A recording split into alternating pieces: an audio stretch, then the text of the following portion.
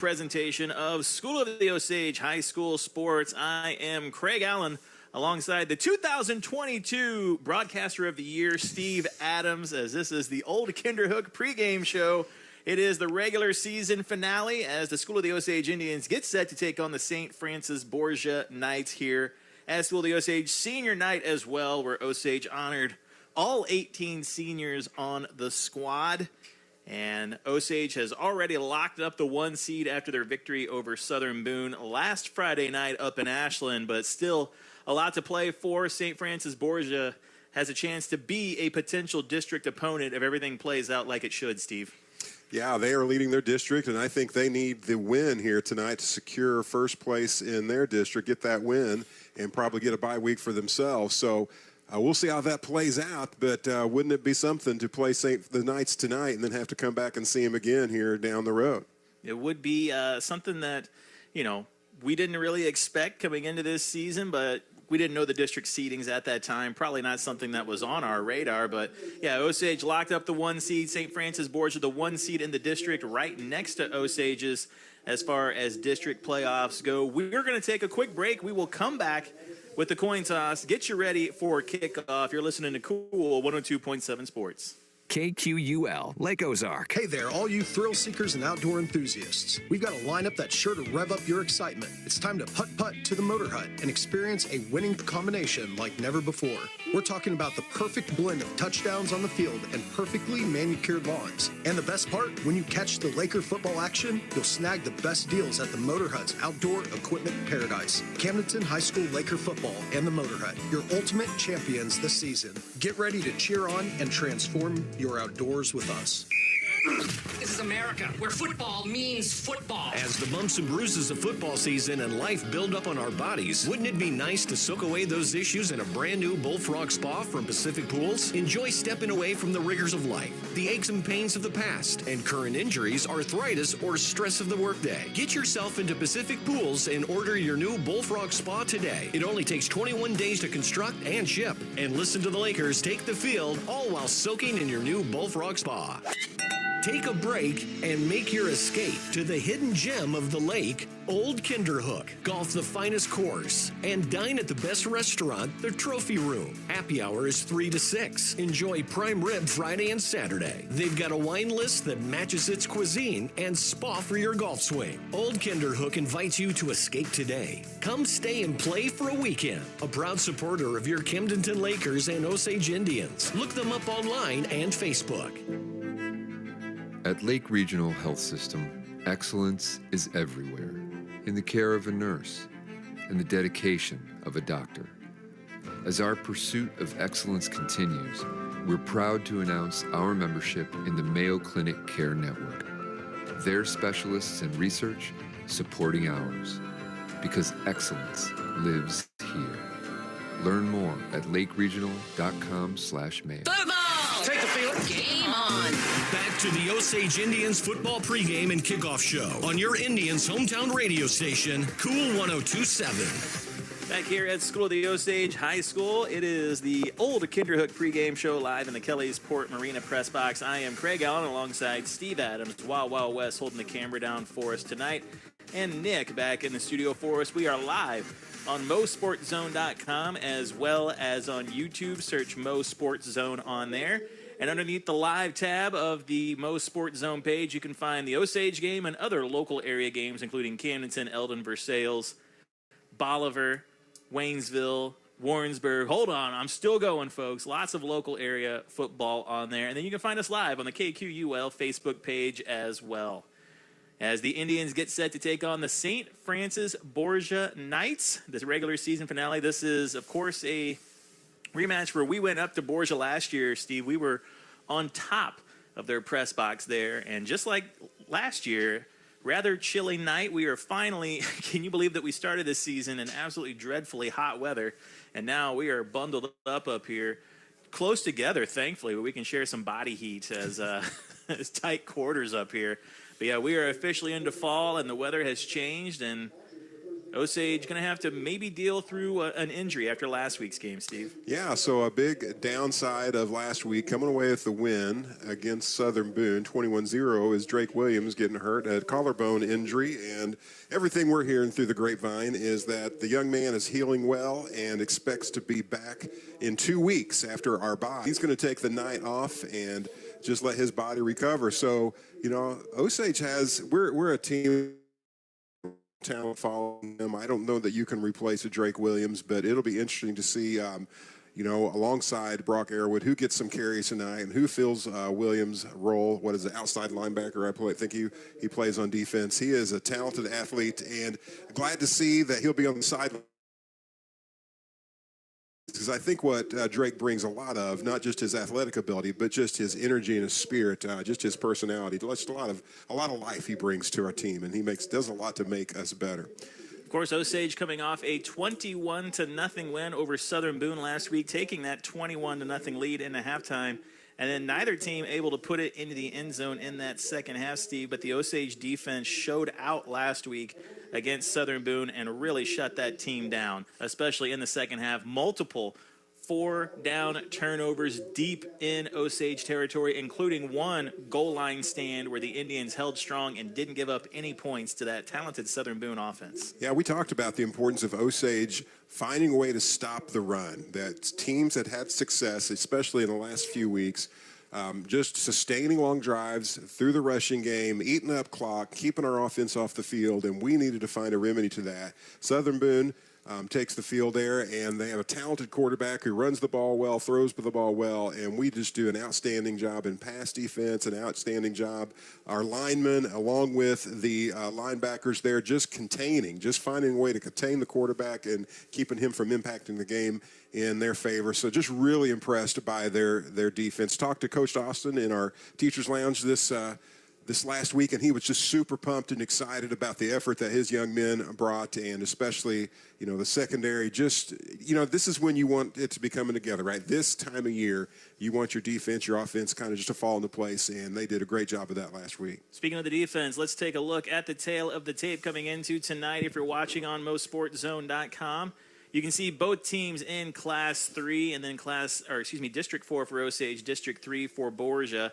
Borgia had a 9-1 record last year, but sits at 5-3 this year. Osage at 8-3 last year, coming into tonight, 6-2. Now, according to Max Preps, Osage bumped up one spot in Class 3 rankings to 9th, while St. Francis Borgia is 12th in Class 3, according to Max Preps. And then you take a look at points per game. Osage outscoring Borgia, 32.1 points per game. Borgia right at 27.6, and it's the points per game allowed that is kind of the biggest disparity, as the Indians come into tonight giving up just 18.9 points per game, right at around 19, and Borgia giving up 23.4 points per game. So the Osage defense with that shutout last week, bringing that number down below 20, and you have to look back. There was one point this season where they had a rather lopsided loss against Blair Oaks. So even with that amount given up to the Falcons, who are an extremely talented team, Osage has their season average below 20 points per game.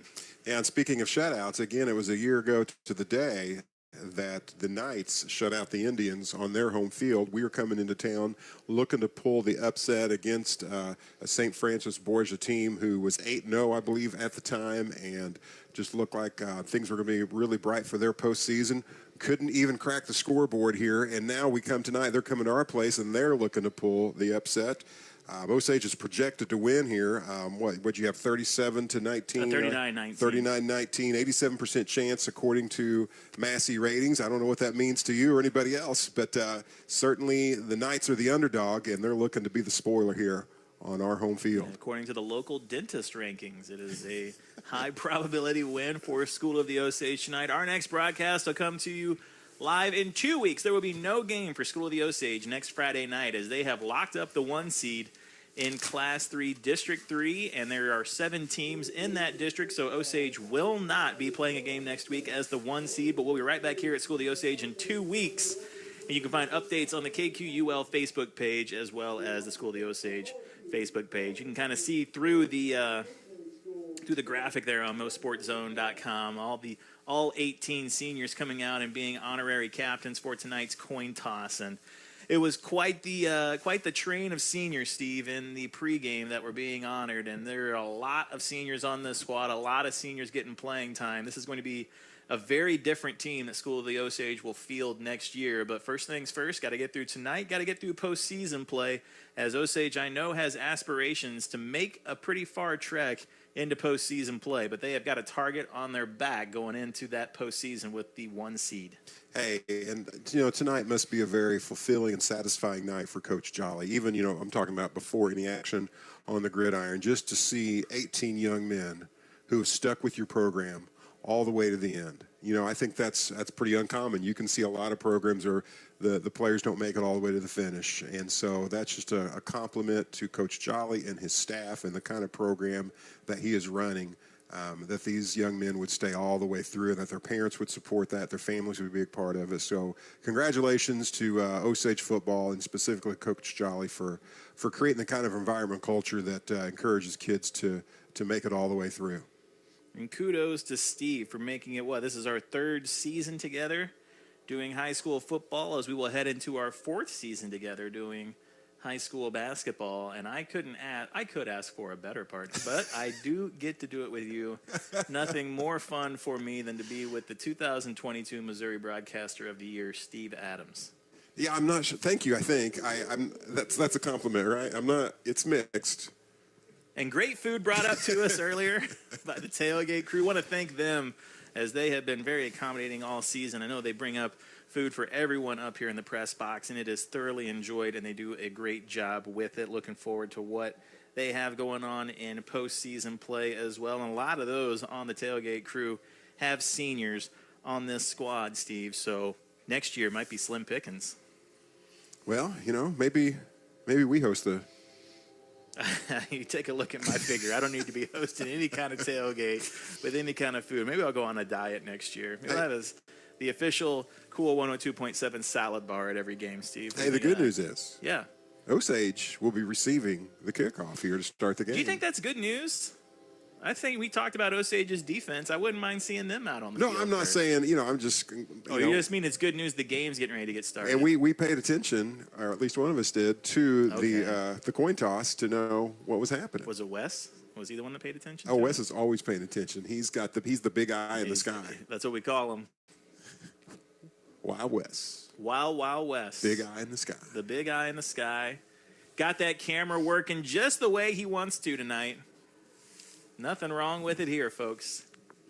He's just almost in your lap here. It's a very comfortable booth tonight up here. That's too accurate. At the Kelly's Port Marina press box. At least we've all showered in the last 24 hours. Huh? What? Whoa! Ow! Open that window, Wes.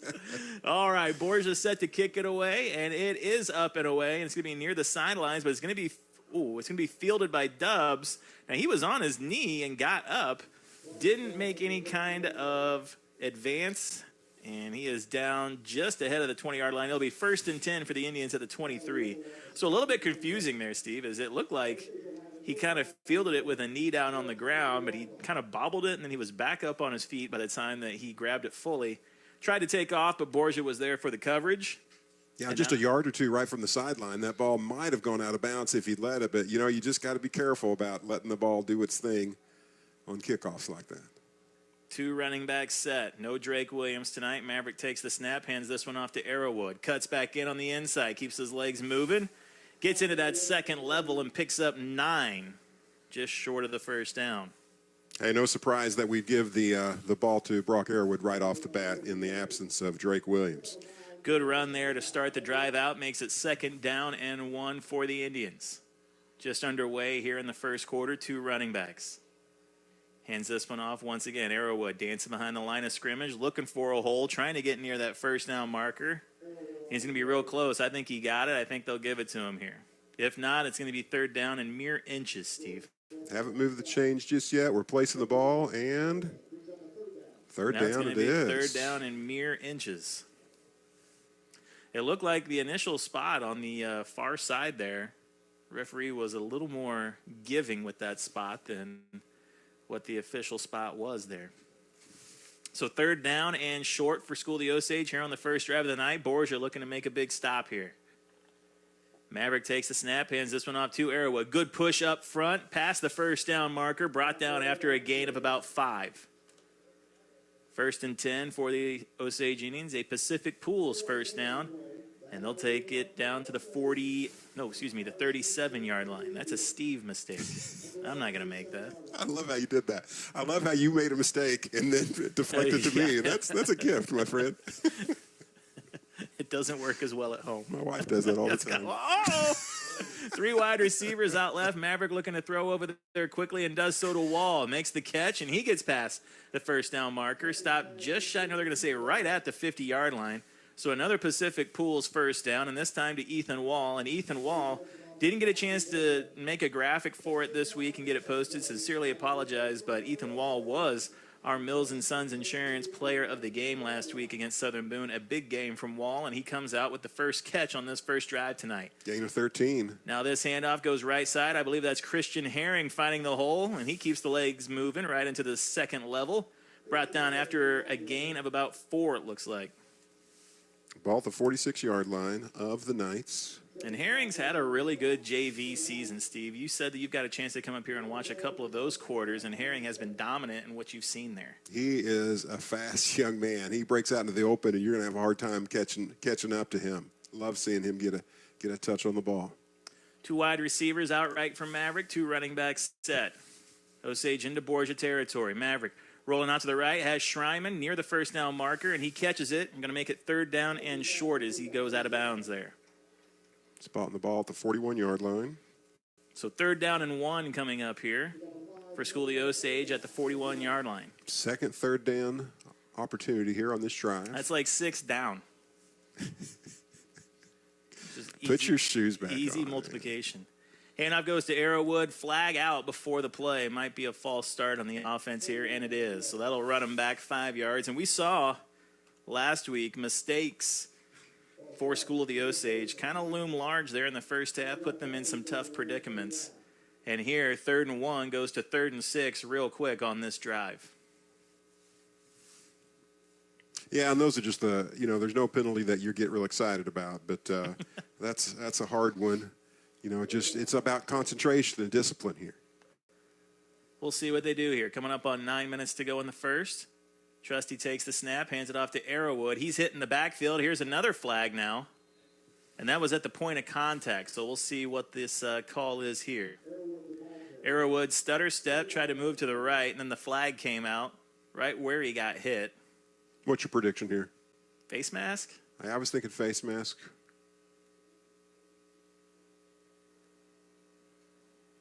We need to mic these refs. It must be on Osage because they're asking. No, it is on Borgia. Okay.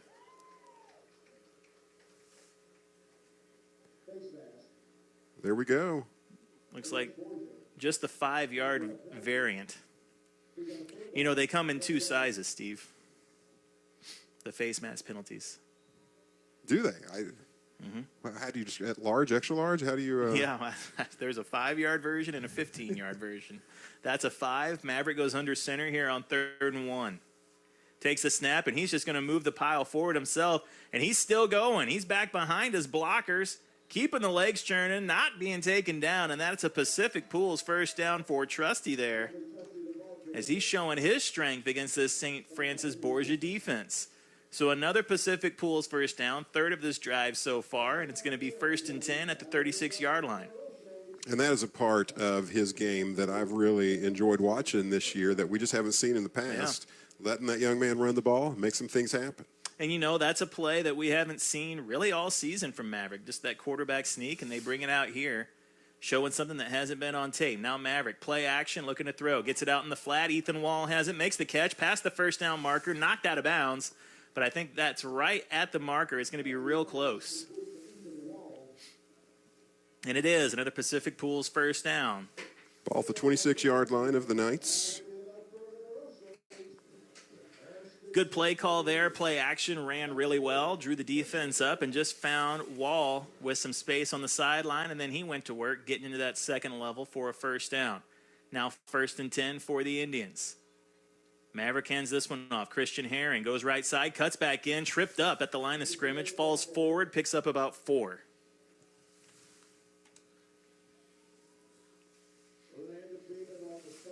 And Herring getting the carries that we normally see Drake Williams have. Colt Butler checking in, maybe look for that pitch play out of the backfield here. We've seen Butler do that quite a few times this season. I think we give Herring enough touches here tonight. We're going to see him break one loose, but not on this place, as you said. Butler coming in his relief. Butler and Arrowwood, the running backs. Maverick back in the pistol, takes a snap, pitches it out to Butler, looking to get a block out in front. Now hitting the backfield. Here comes a flag, and that one might be on the Indians. Defended well by the Knights. They really stretched it out towards the sideline there. Kept him from turning the corner, getting upfield. And looks like holding against Osage.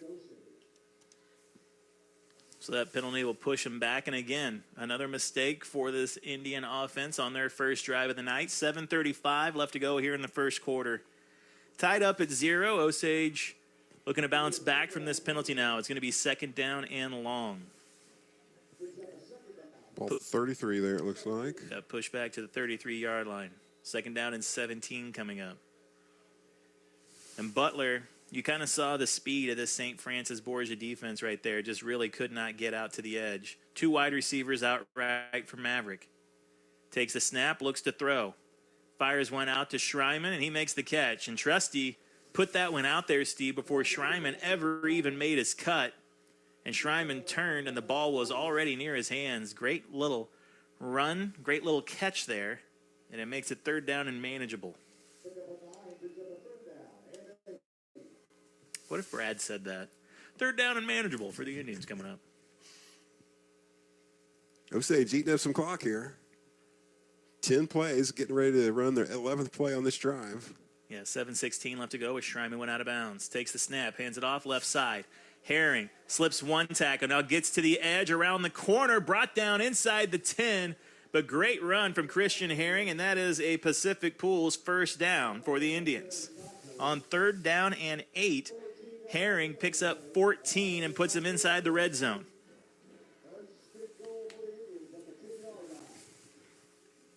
Right at the 10, and that's not the last time we're going to see that tonight. That young man just has some speed to make the big plays happen. Now Maverick back in the pistol, got Arrowwood and the aforementioned Herring. Now throws one deep. Butler back behind. Oh, off his hands. Can't bring it in, but there it was off the play action. Butler got back behind the defense and just off his fingertips. Incomplete, second down coming up. That's one the young man will be thinking about later tonight. Why couldn't I bring that one in? That was just a perfectly executed, drawn-up play. Called at the perfect time. Butler wide open in the corner of the end zone. Just couldn't bring it right into his grasp. I think we come right back to him here. Show we still got some confidence in him after that one. We'll probably run it, though. Now Herring out on the right side. He's out as a receiver, just Arrowwood in the backfield alone. Maverick takes the snap, rolls out to the right side. Herring has it in the flat, and he can't come up with it. Thrown just right above his knees, tried to reach down and come up with it, and couldn't quite get it in. And they were setting something up over there, Steve, where they had the receivers just ready to block for Herring after he caught it. But 2 incompletions now sets up third down and 10 from the 10. So really third down and goal. Maverick Trusty doing his job there, delivering 2 good balls in a row to our receivers. Just couldn't bring them in. 6:44 left to go here in this first quarter. Play clock winding down to 13. Third and long, you might say for most teams this is 2-down territory, but we've got the talented kicker Brady Clark. We'll see what we do. Maverick going out to one-on-one to Schreiman and just thrown over his head. Schreiman unable to bring it in, and that's going to make it fourth down here on the first drive of the night. And they will bring in the kicker Clark with 6:40 left to go in the first. So Osage gets it down to the 10-yard line, converts 4 third downs on the drive, and then just unable to put it in the end zone.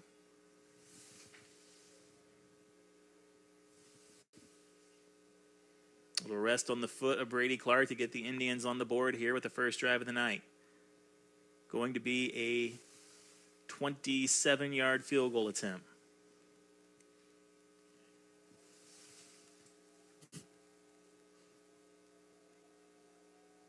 Robert Dubbs, the holder. Snap back, hold is down, kick is up, and flag is out.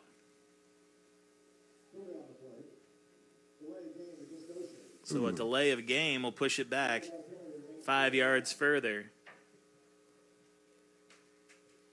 And that'll make the 27-yard attempt a 32-yard attempt.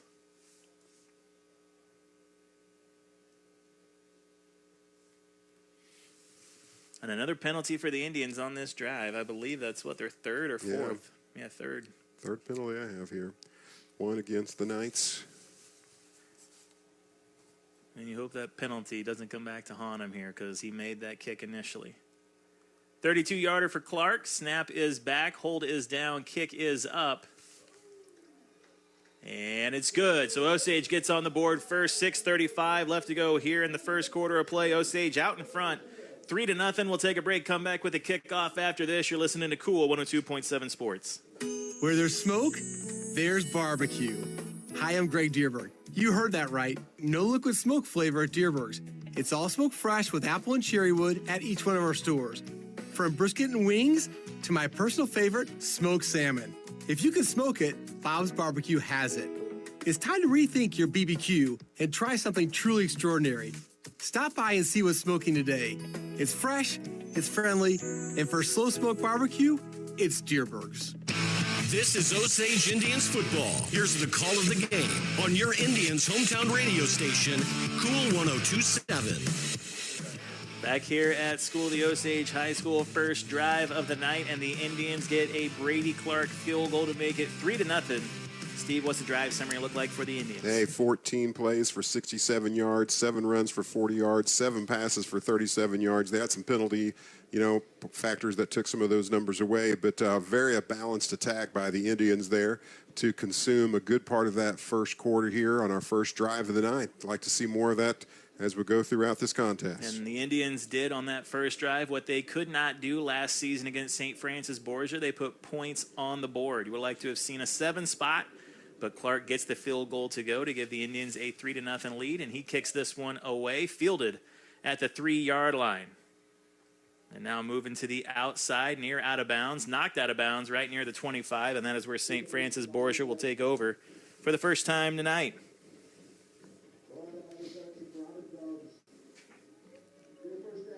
Take a look at this Indian defensive front that has been pretty consistent all season long, which includes seniors Nicholas Joyner, Grant Wilson, Jaden Wilkes, Drake Williams not in there tonight, Ethan Wall, and Landon Robbins right alongside Charlie Crocker. Next year, Charlie Crocker is going to look around like that John Travolta meme, Steve. Like, who are these people?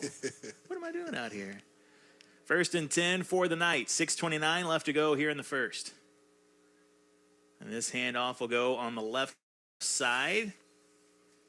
Getting through the A gap, picking up about 3 yards. That'll make it 2nd down and 7 coming up. Steve, you threw my St. Francis Borgia roster back here. How am I supposed to say their names? You didn't say any of their names last week, Steve. You know that? I did not say any of St. Francis Borgia's names last week. So we agree. That is an accurate statement. We agree. 2nd down and 5. This handoff now goes to the right side. Stutter stepping right at the line of scrimmage, then hit after the first level. Pickup of about a yard before being knocked back, and it's going to be 3rd down and 4 coming up for the Knights here.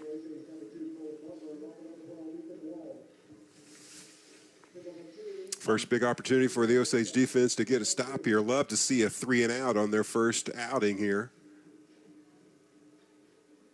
2 consecutive runs by the Knights. We'll see what they come up here on this big 3rd down conversion. Under 5:30 left to go here in the first. Man in motion, right to left. 4 wide receivers out for the Knights. Good pocket. Now looking downfield. Nothing there. Now throws. Back over the middle. Has a man. No, it's intercepted. And that is Schreiman that comes up with the pick on 3rd down and 5. Great read by the safety. And that's a turnover for the Knights. And Osage will take over 1st and 10 in their own territory. I tell you, you got to be pretty gutsy to throw against this Osage secondary. Got some talented young men. Every week we're bragging on them. Drive going to start at the, 41-yard line here. And Osage will come out 1st and 10. Maverick takes the snap, hands this one off to Arrowwood, left side. Slips 1 tackle, now cuts back in, drags a man for a yard, brought down a yard shy of the 1st down. right near, it'll be at the 49-yard line. So it'll be 2nd down and 2 coming up. Hey, nice kind of misdirection there, playing off Christian Herring. He's had a few carries here tonight, kind of do the fake handoff to him and right back to Arrowwood. Splitting the attention of the defense. Well drawn up play. Under 5 minutes to go here in the first. 2 men moving left or right. Trusty takes a snap. This one goes to Herring. Now he cuts back in, hit at the line of scrimmage, knocked back. No gain, so it'll be 3rd down and short coming up.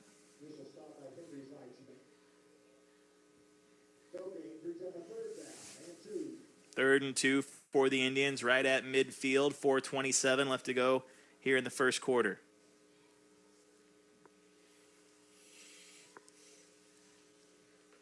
We are kind of cozy in this room, but I love the view here, just looking out over the Osage fans and the band and the cheerleaders, seeing the action on the field. This handoff goes up the middle, gets a lead block, and Arrowwood just outworking the defense there, Steve, for those extra 2 yards to pick up the 1st down. Good blocking up front there from the Indians. Good lead block by Christian Herring, and Arrowwood does the work from there. Just going right into the defender, pushing through him, keeping the legs churning and picking up that 1st down. Hey, just the vision he has to see. I mean, if there's any kind of lane for him to go through, any kind of hole in the line, he finds it. Slices and dices. 1st and 10 for the Indians in St. Francis Borgia territory. This handoff goes to no, it's play action. Maverick looking down the field, can't find anybody, throws short and quickly covered. I think that's his version of throwing it away there, Steve, but almost wound up a little bad there, just trying to get it out in the flats. They got to give credit to the Knights. They weren't fooled by that at all. They were all over that play. Really, it almost looked like a broken play there. And we are thankful to come away with that just to live another day. Yeah, good coverage downfield makes it 2nd down and 10.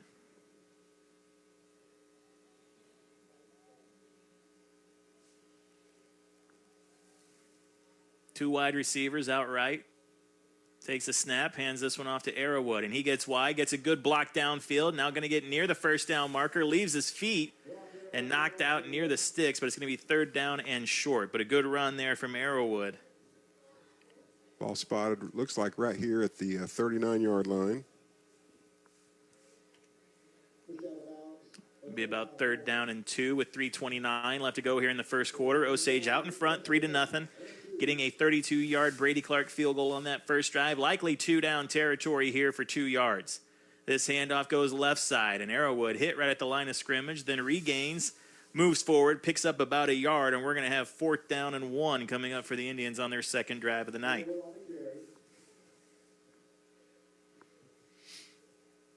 What do you do here? Tush push. Well, we've seen Maverick, with capable of keeping it here, but I like Arrowwood. He finds a way to get through the creases.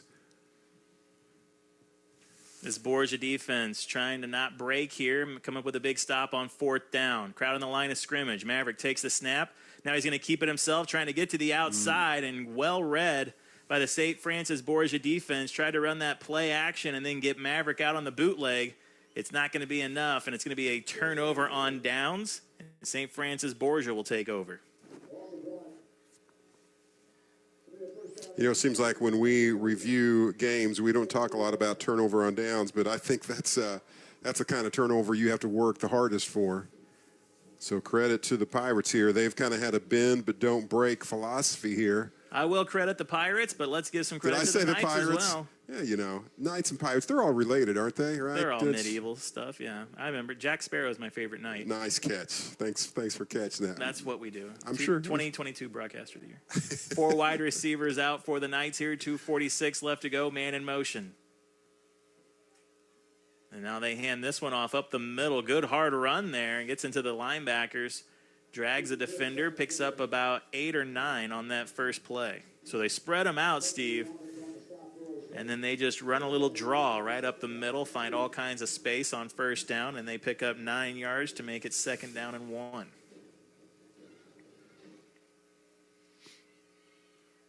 Now everybody in tight, fullback in the I formation. And the handoff goes to the running back again, hit at the line of scrimmage, but brought down past the marker, right at the 50-yard line. It's going to be a 1st down for Borgia.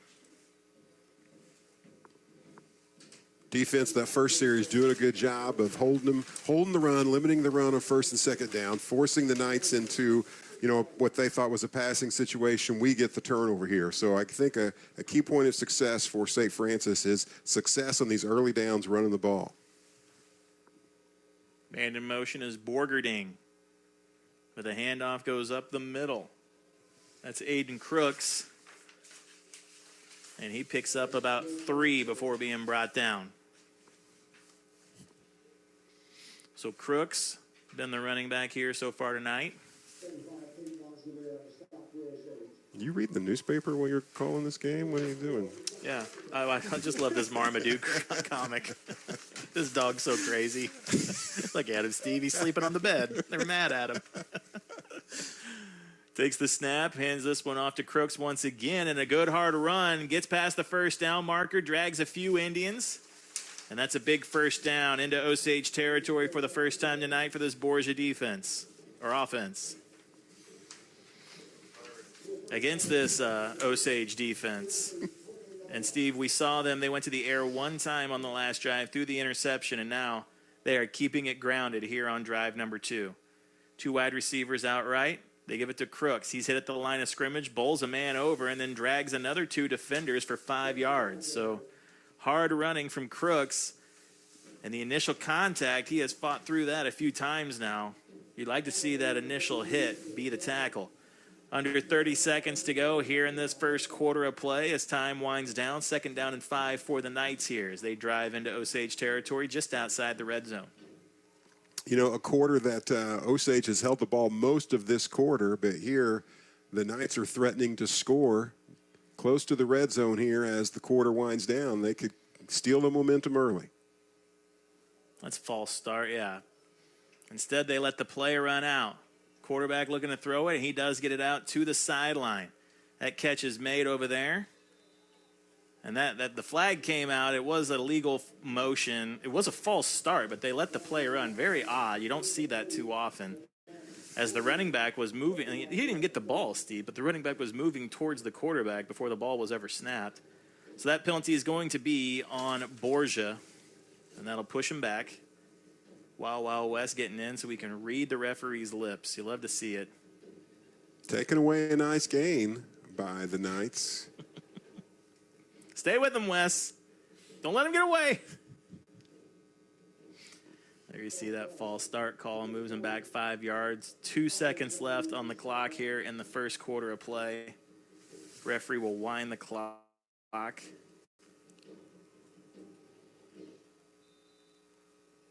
The clock will start, and that will be the end of the first quarter.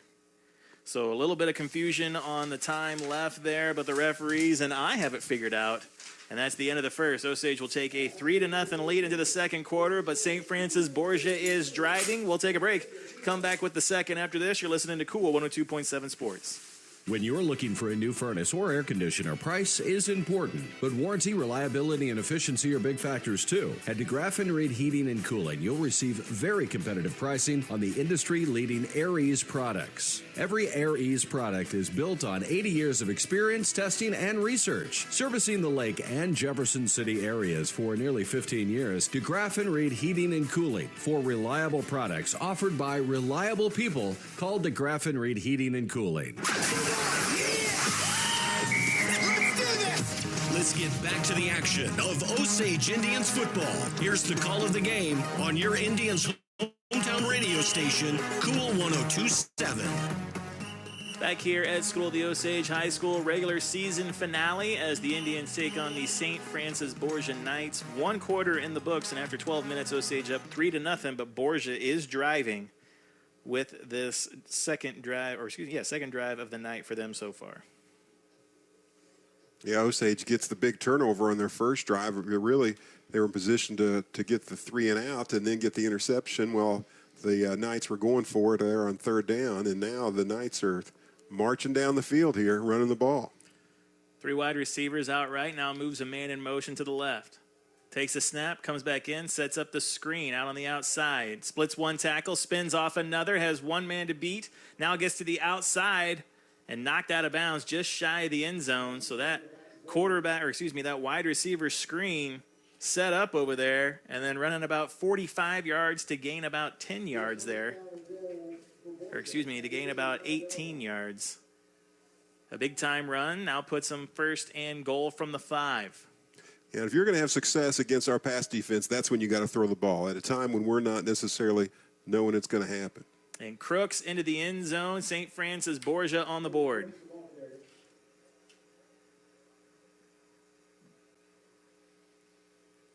An impressive drive there from the Knights to put the ball in the end zone after the turnover on downs from the Indians. 6 plays, 61 yards, 5 runs for 38 yards, and a pass for 23 yards. Then subtract the penalty there, of course, and that is the drive that the Knights had to have to kind of get the momentum back on their side. Now they get this wonky formation. See what Osage shows them, and they bring it back in tight for the extra point.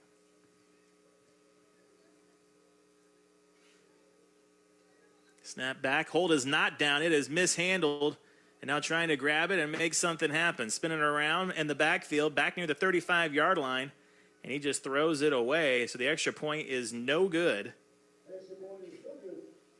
11:44 left to go. 6-3 on the scoreboard. We'll take a break. Come back with the kickoff after this. You're listening to Cool 102.7 Sports.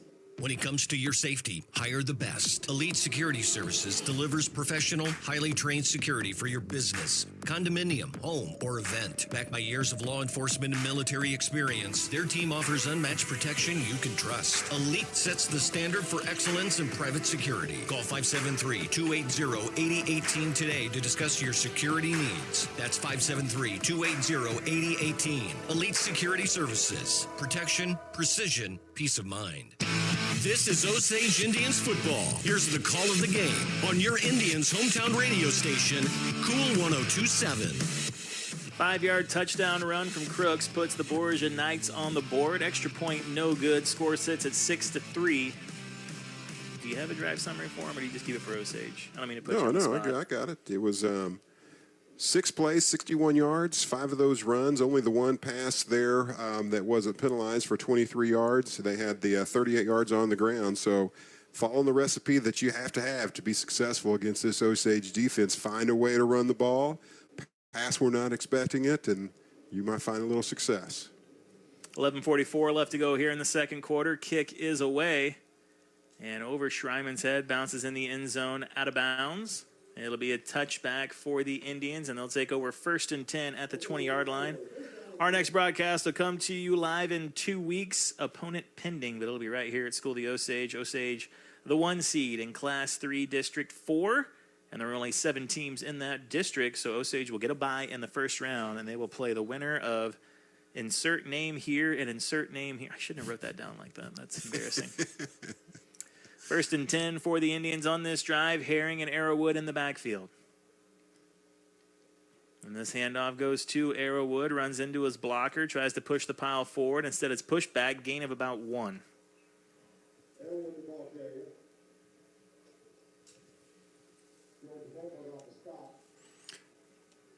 Knights making the adjustments they need early in this game. We had the one drive that we marched down the field to get the field goal, but then they stopped us on this previous possession, turnover on downs, and Osage is in need of a successful drive here to get back in control of this game. Yeah, definitely can't be a 3-and-out here. 1 running back in the backfield, 2 tight end set for Maverick. Takes the snap, fakes the pitch, now rolls out to the right, looking down the field, gets it out in the flats. Catch made, and a tough catch to make. Ethan Wall brings it in, though, and it makes it 3rd down and 4. Ball right at the 25-yard line. Maybe tight window to fit that in, and Maverick able to do so. Yeah, it's at the 26-yard line. 3rd down and 4 coming up for the Indians here. Play coming in from the sidelines, then Maverick will bring it in to the rest of the team. Clock has stopped at 11 minutes after Wall was knocked out of bounds. 2 running backs set for Trusty, 3rd down and 5. Takes the snap, looking to throw. Back in the pocket, now floats one out to Schreiman. And good defense there, just putting the hand up, knocking that one down. And these cornerbacks play press coverage, Steve, which means they're right up in the wide receiver's face at the line of scrimmage. And a lot of times if you see a team playing off a bit, they're a little worried about getting beat deep or, getting beat on a route. But St. Francis Borgia seems to put a lot of faith in their secondary as they have that press coverage up the whole time. Yeah, Max Borderding, I think, was the defender there on that. And he was just right, as you said, right with Schreiman, able to get his hand on the ball, knocking it to the ground. Schreiman just not really getting a chance to bring it in. So Maverick will go back into the punt formation here. Snap is back, and the kick is away. And it is fielded. That's our ball, baby. Yeah, and then on the ground, and Osage recovers. A case could have been made that there was catch interference as there was some players around him, but instead the punt is mishandled, and then Osage comes up with it. I believe that was Robert Dubbs that jumped on it there after it got touched. So Osage, what is that, like a 35-yard gain on fourth down? Sets him up 1st and 10 in St. Francis Borgia territory. It'll be 1st and 10 from the 42. Osage catches a break here on that punt. Maverick takes a snap, hands this one off to Arrowwood. And Arrowwood, instead of going inside, cuts it back outside, pushed out of bounds after a big gain. And it's going to be 2nd down and 3 coming up. Good hard run there from Arrowwood. Yeah, what a heartbreaker there for the Knights, doing everything that you're supposed to do to get Osage off the field, and then just a muffed reception there on the punt. 2nd down and 3. Trusty takes a snap, hands this one off to Herring. Going left side, no flag out, no play. False start on the Indians will draw them back another 5 yards. So another mistake for this Indian offense, as they've had a few penalties tonight. Yeah, erasing most of that gain by Arrowwood on the previous play here. These little tic-tac fouls here, again, you got to be disciplined. You got to concentrate. You got to focus. You just hate to stall your own drive, especially here. You're down by 3. You need to get momentum back. Little things like that make the difference. Clock running, 10:26 left to go here in the 2nd quarter, brought to you by American Sun Control. Maverick takes a snap, now pitches it out to Arrowwood, trying to get wide, trying to get to the corner. Good pursuit from Borgia, and that's going to be a big loss for the Indians, and that's going to set up 3rd down and long. And they have just not been able to get anything wide like that tonight so far. On the play coming our way, Arrowwood was able to find that edge, but boy, they were all over at that play. Just Arrowwood could not even get to the edge. They had, the feel of a quarterback sack right there on the run. Well, whenever Arrowwood was coming this way, that play was designed to go inside, and Arrowwood bounced it outside. Once he saw them stack in the interior there, that was a design play to the outside that just did not work. 4 wide receivers out. Looks like St. Francis Borgia might bring some pressure here. Maverick looking to throw. And over the middle, in front of the receiver, incomplete, but we did see the flag come out there. We'll see what the call is. Somebody's getting kind of a pass interference or holding call, I think. On the Knights. I'll wait for the official call. Oh, I saw the signal. You didn't see it? I got this beam in my way.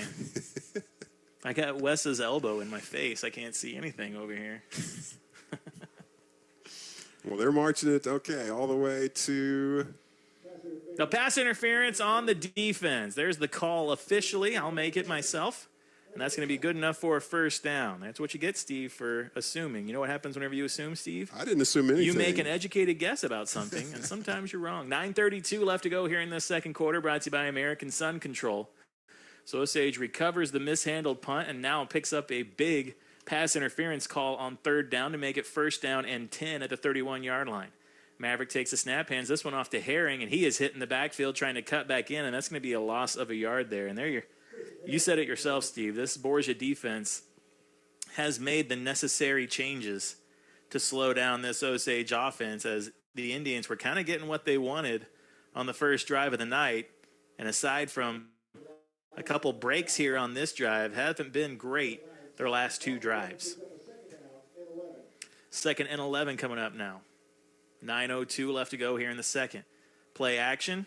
Maverick flushed out of the pocket, floats it over for his man, had Wall, and just off his hands, incomplete. Probably should have brought that one in, and just unable to make the catch. Steve, I know that they're high schoolers and it's a different level speed and stuff, but when you're out there and you're leaving your feet and you don't know what's behind you, you don't know where the defender is, it's got to be an almost eerie kind of feeling. Well, a lot of pressure put there on that play. So Maverick was kind of, running for his life. He delivers the ball just a little bit, not out of reach, but just out of the sweet spot there for Wall. He had to jump up and get it and just couldn't bring it down. Now Maverick on third down. Here comes the pressure. Trusty trying to spin out of it, and he is brought down as they brought the house there on that one.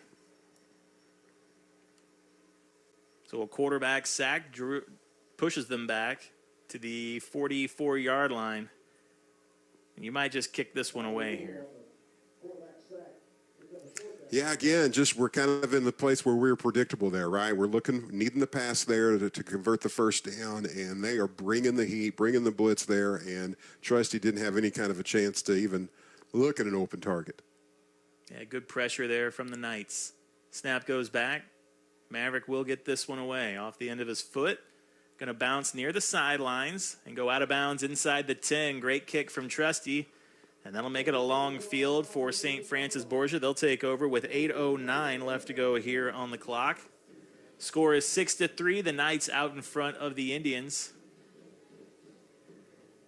And they'll take over from their own 9-yard line on this drive. Hey, Knights can't be happy about that punt, but what they can be happy about is they kept Osage, out of the end zone there after that turnover there as a result of the previous punt here. So they got a long field to find pay dirt again. Momentum is definitely on their side at this point of the game.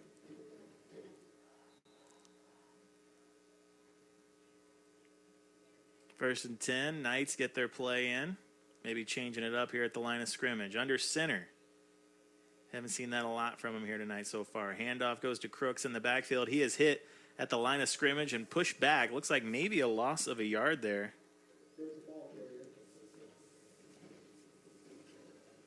It was tough to see who got in there on that one, but good interior stop. And that was what we were talking about earlier, Steve. The first player that makes the hit is the one that makes the tackle. As we've seen Crooks break some tackles tonight, very athletic runner for this St. Francis Borgia team. 3 wide receivers out left for the Knights now. Snap is back, looking to throw. Trying to find someone out in the flat, now flushed out of the pocket, steps up through the end zone. Trying to find somebody down the field, now makes his move past the first down marker. They say he stepped out of bounds, just short though, so third down coming up. All right, it looks like the 16-yard line here. And that's something that we saw a lot of last week as Osage was able to flush the Southern Boone quarterback out of the pocket repeatedly, but they had that, not really a quarterback spy, but they had people dedicated to shutting down the quarterback run. But there, St. Francis Borgia able to break out, pick up about 8, and make it 3rd down and 3 here on this drive. Big 3rd down play here for the Knights. And this one's going to go to Crooks, left side, and now he gets a big hole over there, enough to pick up the 1st down, keep the chains moving. Ball spotted at the 24-yard line. 7:19 left to go here in this second quarter, brought to you by American Sun Control. Clock is moving after the chain's set. 1st and 10 coming up for the Knights. 2 wide receivers out left. Under center once again. Just don't see that very often these days at any level. This handoff goes to Crooks, and now he's able to get the big hole over there on the left side. Good hits made in the secondary by Dubs and Schreiman as they try and knock that ball loose, but it is another run for a 1st down. And again, we are 8 games into this season, Steve, and we have kind of waxed poetic about the recipe for success against this Osage defense, and it seems as though the cooks and the chefs on the St. Francis Borgia side have found that recipe. Pushing the line up front and then getting into that second level. 2 wide receivers on the short side of the field, man in motion, handoff goes to Crooks. He's hit at the line of scrimmage, falls forward, picks up 2. Yeah, we got a good view right here on the position of the field just looking at that line. There's some big bodies there on that offensive line for St. Francis. Almost halfway through this quarter as we careen towards halftime. 3 wide receivers out right now. Play action, looking to throw, but being chased in the backfield, gets the throw away, caught right at the first down marker and out of bounds. But good pursuit there by Turnier, just could not get to him in time, and that's another Knights first down. Heady play there from the offense. Just shy of midfield, 1st and 10 at their own 49 coming up. Yeah, defense just really on the verge of making a big play there. The hands of a Turnier there in the backfield, and nice throw and catch there for the Knights. 2 wide receivers out left. Takes the snap, now pitches it out, trying to get wide. Turnier with the initial hit, and then gets some help and bringing him down in the backfield. Good job there from the Osage defense. Yeah, that's Nick Joyner there helping out Turnier there, getting the stop. Let's take a look at the Osage secondary coming into tonight with senior Robert Doves and Brady Clark, Brock Arrowwood, and Eric Murphy on the squad out there, including Butler and Schreiman. Schreiman we saw had in the interception on the first defensive possession. Now trying to set up a wide receiver screen over here on the sideline, but he makes the play, and the initial tackle cannot be made, skipping down the sideline and out of bounds for a gain. So it had him for a big loss in the backfield, and then he's able to kind of curtail that first initial tackle and pick up some yards. Just crosses midfield. 3rd down and long, though. Got to give him that credit here. 3rd down and about 8. Knocked out of bounds, so 5:06 left to go here in this second quarter. Looks like a timeout called by the Knights. Yeah, Borgia takes a timeout on 3rd down and 8. We'll take one as well. 6-3 on the scoreboard. 5:06 left to go here in the second. You're listening to Cool 102.7 Sports. Polylift boat lifts. In 1975, Gerald Ford was president, gas was 53 cents a gallon, and Saturday Night Live debuted. It's also the year Polylift Boat Lifts was born. 50 years later, Polylift is still the best boat lift you can own. Trust Polylift, built with quality and integrity for 50 years. Remember, for the last 50 years and the next 50 to come, you know what they say. We don't just build boat lifts, we build Polylifts. Let's get back to the action of Osage Indians football.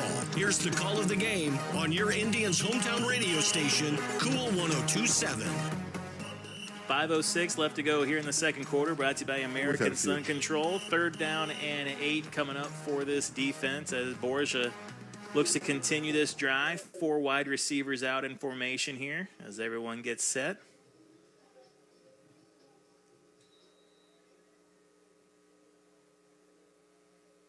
Takes the snap, rolls out. Now looking to come back with a screen. Ball. Here we Beautifully played there. Was that Herring that jumped up and got his hand in the way, or was it Turnier? I missed it. See, we'll look back here on the replay and who got their hand on it. But somebody jumped up and made a great play on the ball there. Yeah, because they have the screen set up, right? That's what they're looking for. They let him kind of release. They were setting up the screen, and our defenders there got the ball, and they got their hands right on the ball. It was Turnier from the replay here I saw. Making an impact on the game. Nice job, Turnier. So 4th down and 8, they'll punt it away. Another low snap, mishandled by the punter, but he picks it up and gets it away. Schreiman calls everyone away, catches it on the run. Now has some space over on the left side, gets to the 30, knocked out of bounds just shy of the 35.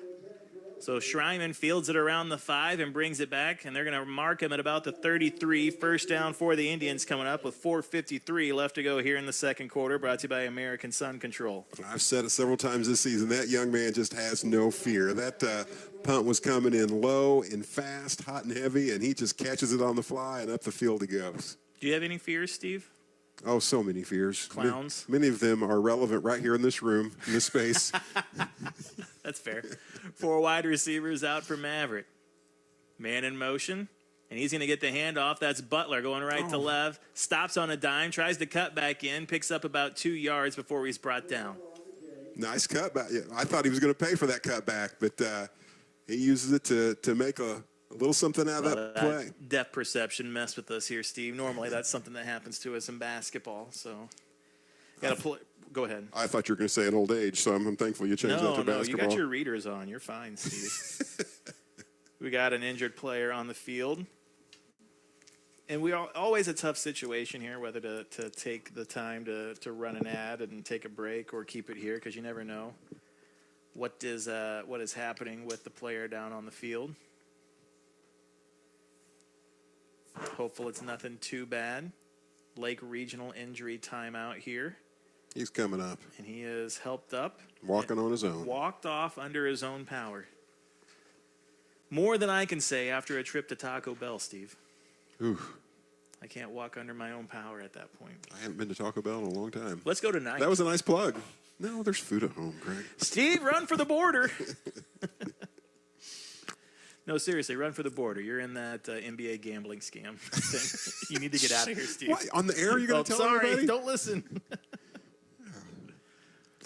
Too fresh. Way too fresh. Second down and 7 coming up for the Indians here. 2 running backs in the backfield.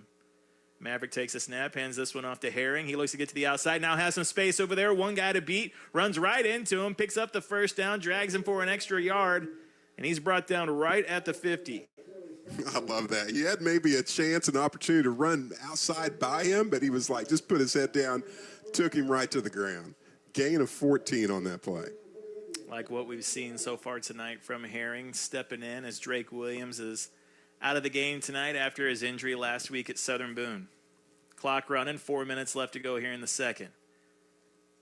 They get a little misdirection here. Give it to Arrowwood up the middle. He picks up a yard with forward progress and gets across the 50-yard line to make it 2nd down and 9 coming up.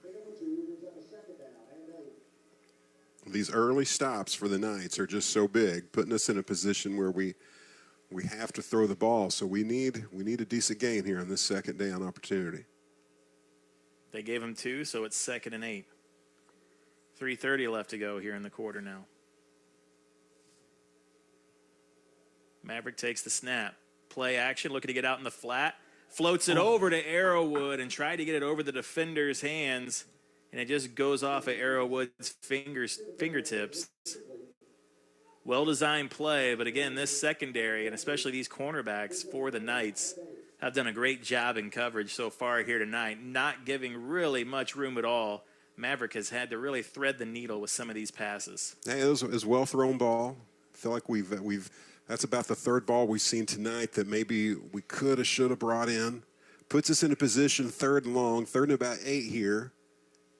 And the Knights have shown, hey, they're going to bring some heat against us here in these kind of situations. Yeah, they've shown pressure, and we'll likely see it here. 3 receivers out to the right. Now here comes the blitz.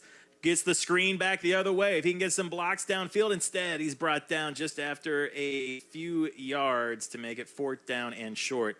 That was the right play call there, Steve. Perfect play call. Just could not get the blocks downfield to pick up the first down. So 4th down and 3 here. You're in a real tough spot. 3 minutes left to go here in the 4th quarter.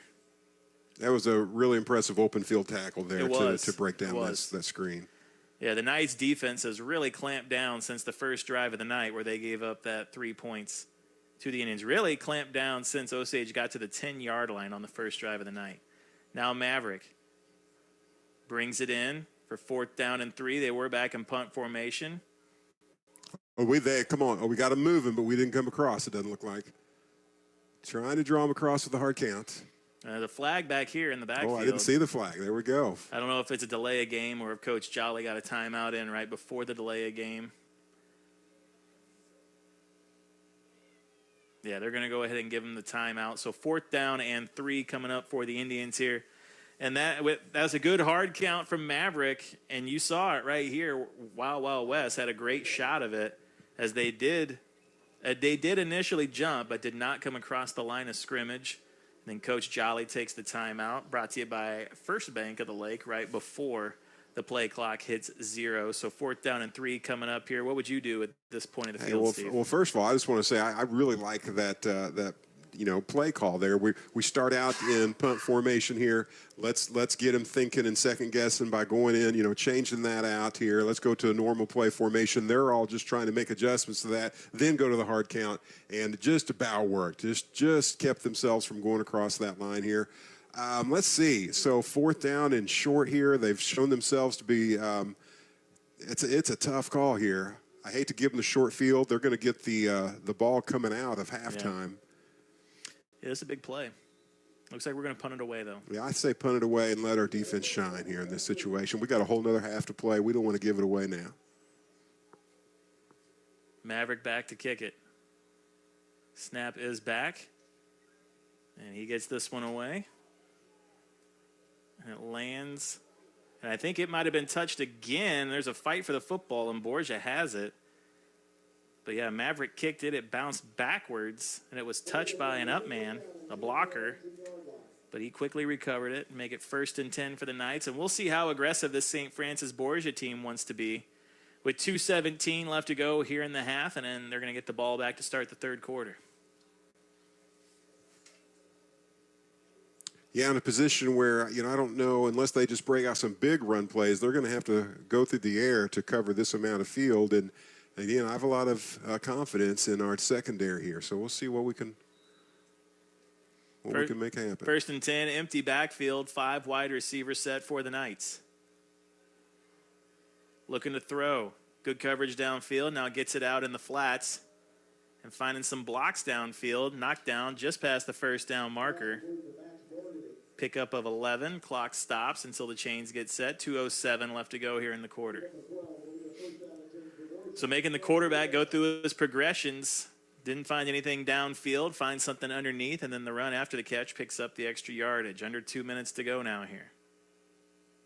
Looking to throw once again. Now rolls out of the pocket to the right. Dumps it up underneath. Big hit. And pass incomplete. Yeah, the defender coming up, bringing the pressure, making the quarterback make a decision, right? He tried to dump it over the pursuer there to his receiver, and just too much heat coming his way. I was trying to see who it was from Osage in pursuit out there on the left side. Yeah, I couldn't see it either. I know Arrowwood made the hit on the attempted catch and makes it 2nd down and 10. Ball at the 30-yard line, 1:50 left to go here in the second quarter, brought to you by American Sun Control. 2 wide receivers out left, looking to throw. Now here comes the pressure off the edge, flushing the quarterback out of the pocket. He's going to dump it underneath, and I believe it was incomplete. Yeah, it was an incomplete pass there. I couldn't see if the ball went out. It get over there around the people, and it's just hard to see exactly what's happening. Even with Wild Wild West doing good camera work for us, it's hard to make out what's happening. Timeout on the field by Borgia. 1:43 left to go here. We're pressing up against halftime, so we'll keep it here. Again, a reminder, there won't be a School of the Osage game next week. Osage, the 1 seed in their district, so they will not be playing a game next week. That's going to be great for Drake Williams' return timeline as we get set for Class 3 District 4 play after that. We will be in November by the time we are back on this football field. So we just need to do like a mystery game next Friday night. Like no one knows. We're just going to show up someplace with our gear, and nobody on the air knows. Hey, just listen in. It's just going to be a mystery game. Let's go to Arrowhead. What night do the Chiefs play? The Chiefs game. We'll go over that at halftime. Thank God they got a primetime game coming up though. Haven't got a chance to see the Chiefs this season, and thankfully they're going to play in prime time this week. Apparently a lot of people like to see the Chiefs play. That's what the word is. I've not confirmed that. Playing, I'm sorry, you want to talk about the halftime, so I'll just be quiet about it. Save it, man. Okay. You know what else is coming up at halftime? Stevie Madison, and this week Steve has to take on 7th grade, passing 6th grade last week, much to the chagrin of his peers. Like he has any. 4 wide receivers out for the Knights here. 3rd down and 10. Now this is going to be a quarterback draw up the middle, and he has got some space, but hit just shy of the first down marker, and a very, very generous spot of the football. Hunter Schreiman with the big tackle to bring the quarterback down there. We're going to give him the first down. That was a very generous spot here. If you take a look at the replay, he was about a yard short. And the referee spot him the extra yard to keep it moving. You hope that doesn't come back to haunt this Indian defense. 3 wide receivers out left now for the Knights here as they keep it moving. 1:20 left to go. Quick throw out to the right. Throw behind the receiver, but he makes the dive and the catch and not able to get out of bounds, so that keeps the clock moving here. Ball at the 48. Just over a minute left. Yeah, 3 wide receivers out left still for the Knights on this drive. Takes the snap. Flushed out of the pocket. Now rolling. Gets it out to his receiver on the sideline. They're going to say he makes the catch, and they're into Osage territory with that first down. Ball at the 43. Clock stops. 52 seconds left to go here in the quarter. And this would be a huge drive for the Knights. If they can get some points on the board, double dip, they'll start the third quarter with the football. 3 wide receivers out right now for the Knights. Takes the snap. Having to step up in the pocket. He's hit. There's a flag down. Slipping out of multiple tackles until eventually brought down in the backfield by Herring. We'll see what the flag is. Osage getting the sack, getting the loss here, but like you said, yellow's on the field. Clock stops with 43 seconds left. And it looks like we're prepared to march him back.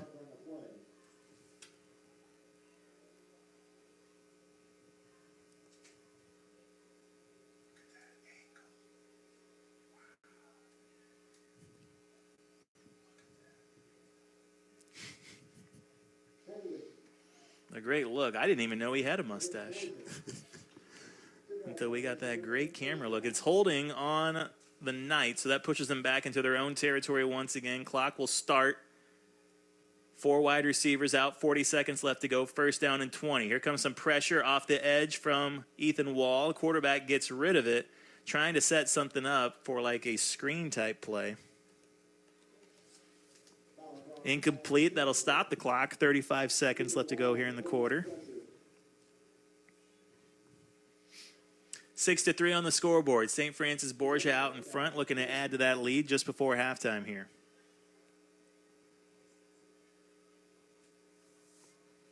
Osage doing a good job of just having some stiff resistance. I think back to that contest against Boonville where they got the quick score there right at half. A backbreaker. Quarterback flushed out of the pocket. Now rolls out to the right, looking for someone downfield. Scramble drill, just throws it down the field, incomplete, out of bounds. That'll set up third down and 20. So good coverage down the field for the Indians.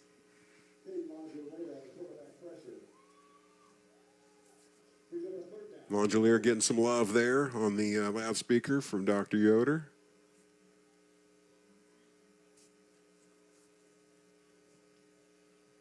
Be third down and long now. 24 seconds left to go here in the quarter. 4 wide receivers out, 2 to each side. Man in motion, right to left. Takes a snap, hands this one off to Crooks. Following his blockers, stops short of the original line of scrimmage. 4th down and long coming up. And I'd say Coach Jolly probably okay letting this clock run down and not give him another opportunity. If I'm St. Francis Borgia, I at least take a timeout with a few seconds left and take a shot, right? Yeah, so they're going to run out here on 4th down. And a timeout taken by Borgia. I mean, why not, right? They got your memo. They're listening to you. I think he's listening to 102.7 there in his headset, obviously. Isn't everybody? Look at all the headsets across the crowd there. Sad. So a 4th down, a potential Hail Mary situation coming up. And Steve already mentioned the Boonville game and how that first half ended. And Osage lost that game 27-20. So yeah, it was a situation where, I mean, it was a well-thrown ball, great catch there, but it was also a situation where, you just have to be decisive, and that's the hard thing when you're trying to kind of play a prevent defense. You're trying to prevent something from happening, but you got to be aggressive, knock that ball down, or make a play on the ball. You can't just let them you can't get a penalty, right? Yeah. You can't get a penalty, and you can't just give them the position, right? I'm tired of your assertiveness, Steve. De-assertify yourself. De-assertify. Word of the day here, folks. I got my doctorate, too. Doctor of Linguistics, Craig Allen. 3 wide receivers outright. Man in motion. 2 seconds left here. 1 final play on 4th down. Everyone going deep. Now pushed up in the pocket and brought down. Quarterback sack, and that's Longelier with the sack. to make sure that play doesn't go off. So Osage will go into halftime down by 3, 6-3 on the scoreboard. We'll come back. Hy-Vee halftime show after this. You're listening to Cool 102.7 Sports. Big hits belong on the field, not your car. When life throws you a hard tackle, High Tech Collision and Auto Body is your MVP for complete collision repair. You've seen the big yellow trucks. Now remember, they fix your vehicles too. Fast, friendly, and hassle-free. Experience the high-tech difference in person, online, or call 348-9070. Proud supporters of the Lake community, Camdenton Lakers and Osage Indians. Go Lakers. Go Indians. Go High Tech. My car! Life comes at you fast, sometimes too fast. Should've remembered the golden rule. No, not that one. Golden Rule Insurance. Call them for personal lines of insurance for home, auto, life, boat, and RV. And the best part is, when you bundle, you can save actual money. Golden Rule staff are educated and trained to ensure their customers have the very best service. Find personal lines of insurance that work for you. You can find them on Osage Beach Parkway in Osage Beach. Golden Rule Insurance Agency. Coverage you need, people you trust. No pressure, low prices. Hi, this is Jason at Hewlett Chevrolet Buick GMC in Camdenton. I want to tell you about our award-winning collision repair department. We can repair any make or model and make it look like new. Our staff is second to none and works hard to get you back on the road as fast as possible. We offer free transportation for your convenience and peace of mind during the repair. Come see us today for all of your collision repair needs at Hewlett Chevrolet Buick GMC in Camdenton. No pressure, low prices. That's the way we do it. Shop Hewlett. ShopHewlett.com. Hy-Vee has a fresh crop of deals for you this week. Like apples, 99 cents a pound. Jack's, Tombstone, and DiGiorno pizzas, $3.99 each. Chobani yogurt, 8 for $10. And $6.99 a pound for Hy-Vee Choice Reserve boneless beef chuck roast. Save even more when you sign up for Hy-Vee perks at Hy-Vee.com. Hy-Vee in Osage Beach, Jefferson City, Columbia, and Springfield. Hy-Vee, where there's a helpful smile in every eye. It's senior night, a time to celebrate the hard work, dedication, and heart these student athletes and band members have given to their school, team, and their community. Come out and show your support as we honor the seniors who have left it all on the field and made memories that will last a lifetime. Dooley Overhead Doors is a proud sponsor of Osage Indian Hometown Heroes. At Dooley Overhead Doors, we don't just cheer for the game, we cheer for the kids who make us proud. Congratulations, class of 2026. Let's go Indians! This is Anna Marie Hopkins with Smarter Move Real Estate Group, powered by Ozark Realty. Now is the time to make the smarter move, and let me help you with your real estate needs. Whether you are buying or selling at the Lake of the Ozarks or anywhere in mid-Missouri, call me, Anna Marie, at 573-544-3587. I can prove there's a smarter move. She can prove there's a smarter move. This school season, get on your game at the UPS store in Osage Beach, next to Deerberg's. They print it all. Invites, books, promos, cards, and ship it anywhere. Military and small business discounts. Totally. Package pickup. For sure. Open 7 days a week. Proud supporters of the Osage Indians, Camdenton Lakers, and Lake Second Home owners. The UPS store. Be unstoppable. Visit theupsstore.com and look for Osage Beach or call 573-365-6991. You talk about the playmaker. First touchdown of the game! This is Osage Indians Football on KQUL Lake Ozark. It's the Hy-Vee Halftime Show on your Indians' hometown radio station, Cool 102.7. Back here at School of the Osage High School, it is the Hy-Vee halftime show as the Indians are down to St. Francis Borgia, a score of 6-3. And it has been a premium on points tonight here so far. Steve, what do you have as far as total summaries and drive summaries for each team? Well, here's our possession. We've had 5 possessions the Indians have here. We had the first possession where it was 14 plays, 67 yards, and we got the 3 out of it, thank you to Brady Clark's foot. And then a turnover on downs, next play, 7, or next drive, 7 plays. But then it's been punt ever since then. For St. Francis, they had their first possession, had the interception, and then we couldn't get any points out of it. Then they had the 6-play, 61-yard drive there for the touchdown. And then they gave the ball back to us on the next possession. You remember? I think they forced us into a punt, and we gave the ball right back to us. And then they had another punt, and so then they just ran out of time. So, boy, what a defensive contest. I've got they have 91 yards on the ground to our 70. They're averaging about 6 yards a carry, and I think that's definitely evident. In the air, we've got about 34 yards to their 53. So neither team able to have much success throwing the ball through the air. Just really the defensive staff and defensive athletes there on the field making the adjustments they need and countering our strengths offensively. We're going to have to come out with another big stop when we come out here to start a third quarter. And Osage on offense, Steve, really looked great on that first drive. And honestly, they got down to the 10-yard line on that first drive. Then they threw 3 incomplete passes in a row to not be able to get it in the end zone. And it feels like since Osage stalled out at that 10-yard line on the first drive, they have really struggled to get anything going since. Yeah, and I can think of probably at least 3 passes that I would call probably dropped balls. Yeah. And 2 of those were in the end zone on that very drive right there where we could have had 6 on the board and just couldn't bring it in. I think, you gave credit to the secondary of the Knights there, and that's certainly true. They are playing our receivers tight, and so you got to be focused on that ball to bring it in when you're covered so tightly. And so hopefully they'll make those adjustments at halftime and come out and be able to bring some of those balls in. Because what we're seeing here, I feel like the Knights are really keying off our run game, which you would expect them to do, putting the pressure on Maverick to get completions down the field, and we're just missing some opportunities on that side of the ball.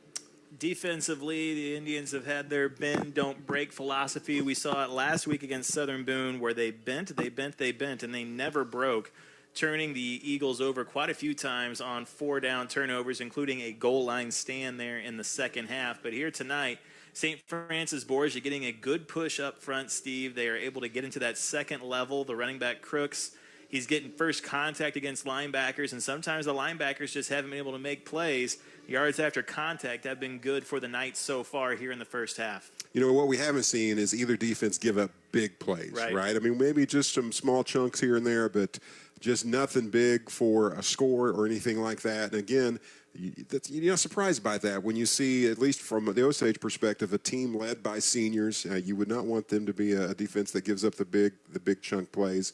And, maybe we could attribute some of that to being, let's give Drake Williams some credit. He's a big play kind of player out there in the field that we're missing a bit tonight. Well, you got both of my nicknames out there. My high school nickname, Small Chunks, and my college nickname, Big Chunks. So thank you for giving the shout-out to both of my high school and collegiate nicknames. Osage down 6-3 here at halftime. We will take a break, and then we are going to come back with Stevie Madison. Steve has answered questions from kindergarten through 6th grade. Can he pass 7th grade tonight? Come back and find out after this. It is the Hy-Vee halftime show. Osage down 6-3 against St. Francis Borgia. You're listening to Cool 102.7 Sports. Fiber Steel Boat Lifts, delivering quality boat lifts that won't sink your budget for over 35 years. Proudly backing our Camdenton Lakers and Osage Indians, Fiber Steel covers the entire lake. Military discounts? You bet. Easy online shopping at lakeboatlifts.com?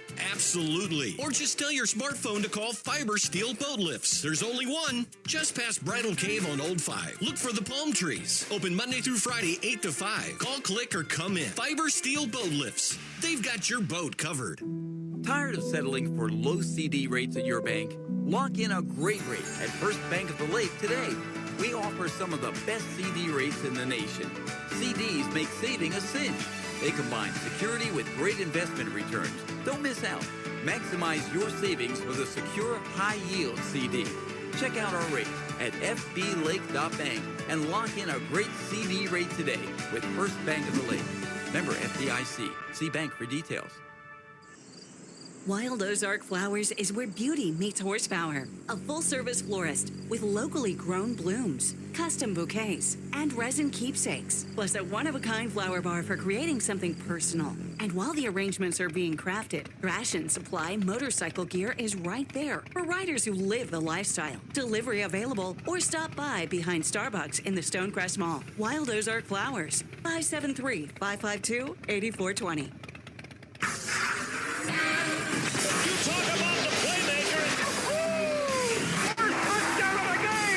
This This is Osage Indians Football on KQUL Lake Ozark. It's the Hy-Vee Halftime Show on your Indians' hometown radio station, Cool 102.7. Back here at School of the Osage High School, 6-3 on the scoreboard. St. Francis Borgia out in front of the Indians as it is a tough-fought game here.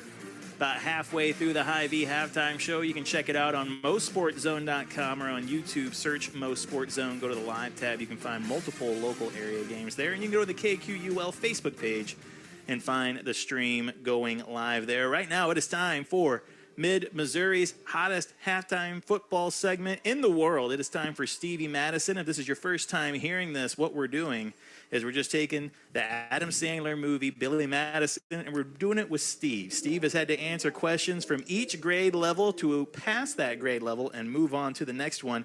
Started at kindergarten. Last week he passed 6th grade. This week he's got 7th grade coming up. And it is not going to be easy, Steve. Listen.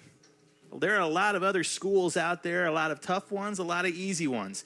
You can't just be like a Zach or an Autumn and get your graduate from an easy school. No, you got to pass these questions, Steve. You got to pass the hard questions. You got to pass these questions brought to us live by School of the Osage students. And we've got 7th grade questions coming up. So without further ado, let's go ahead and get this one started with question number 1. I am here with Sadie Brickner for a 7th grade question, kicking this one off. And Sadie, what is your question for Steve? In ancient Egypt religions, what was the name of the god that moved the sun? In ancient Egypt religion, who was the sun god, for lack of a better term? Now, let me ask you something. Have you had a class with Mr. Adams? No. Do you know Mr. Adams? Yes. Do you think he'll get this right? No. I think he's going to say personally, but we'll see.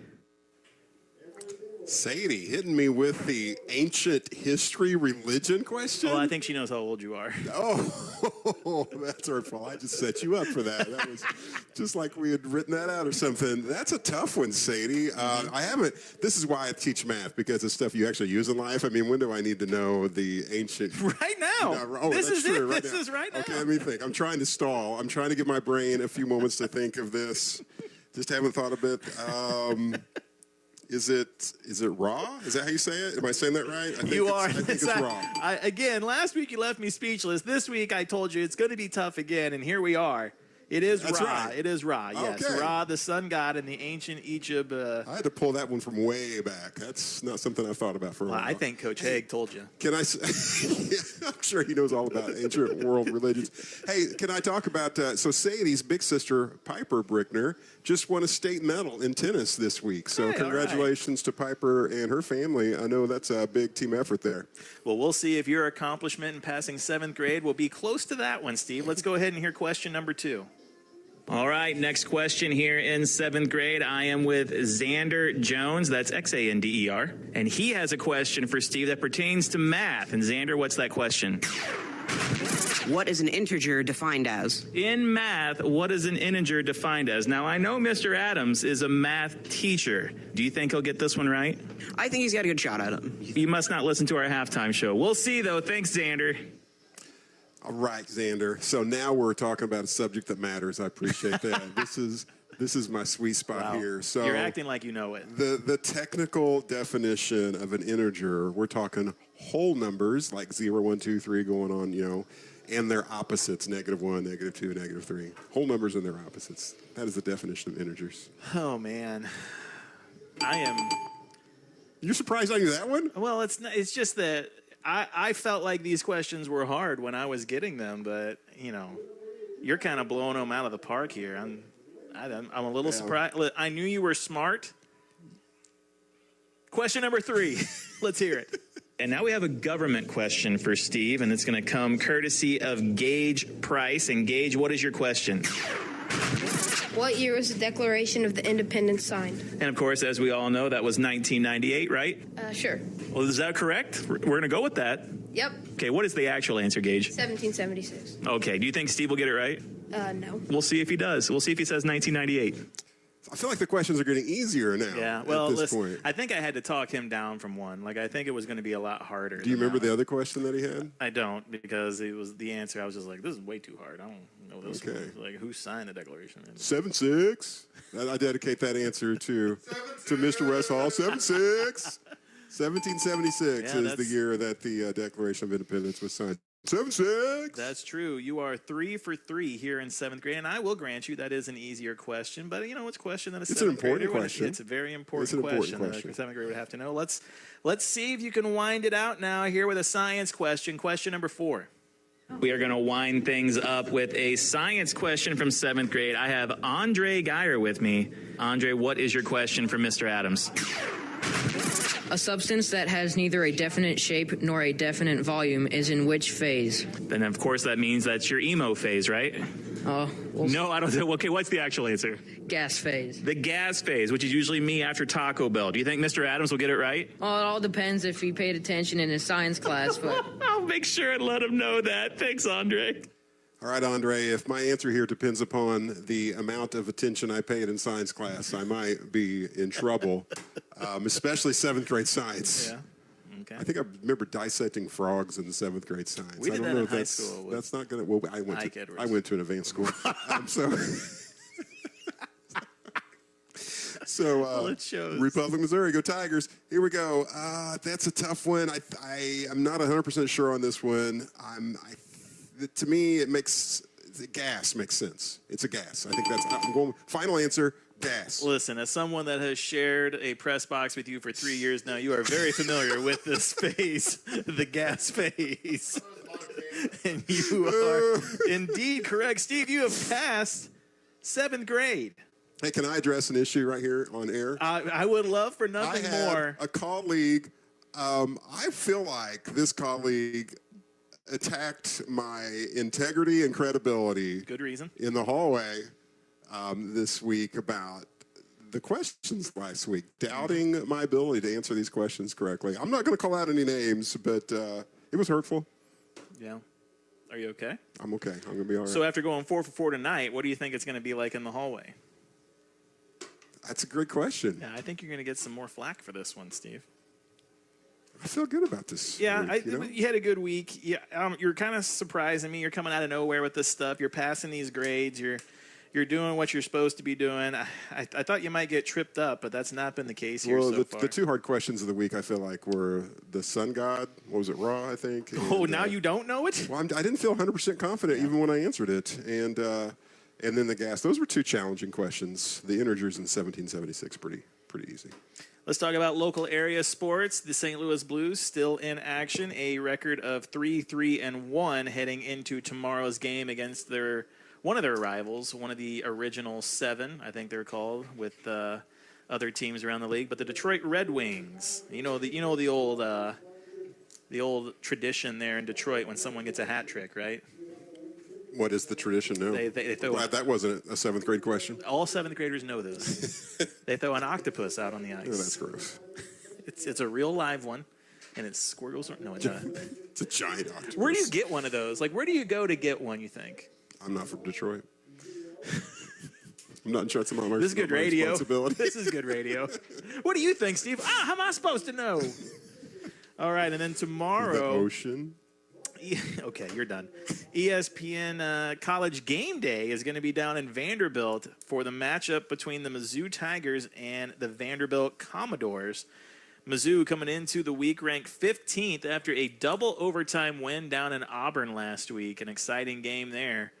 And Mizzou will look to continue that momentum. They're at 6-1 right now. What do you think? What's your prediction? I'm not from Mizzou. It's great radio. All right. I think we're struggling. I think Vanderbilt's really good this year, and I think I think Mizzou has kind of been some smoke and mirrors at time. Auburn was a 2-4 team, and they kind of struggled with them last week on the road. So I think Mizzou's done a good job of kind of faking it until they make it. They've got a good ranking right now, but it's just this SEC schedule is just so tough. So I'm predicting it, a Vanderbilt win tomorrow.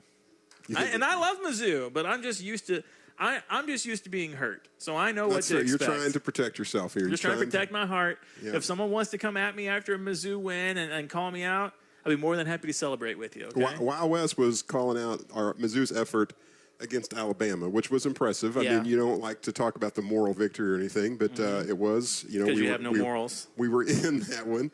That's a win we could have had. So I think you got to That's something you can brag about for sure. And a win against Vanderbilt would be huge. That'd be great.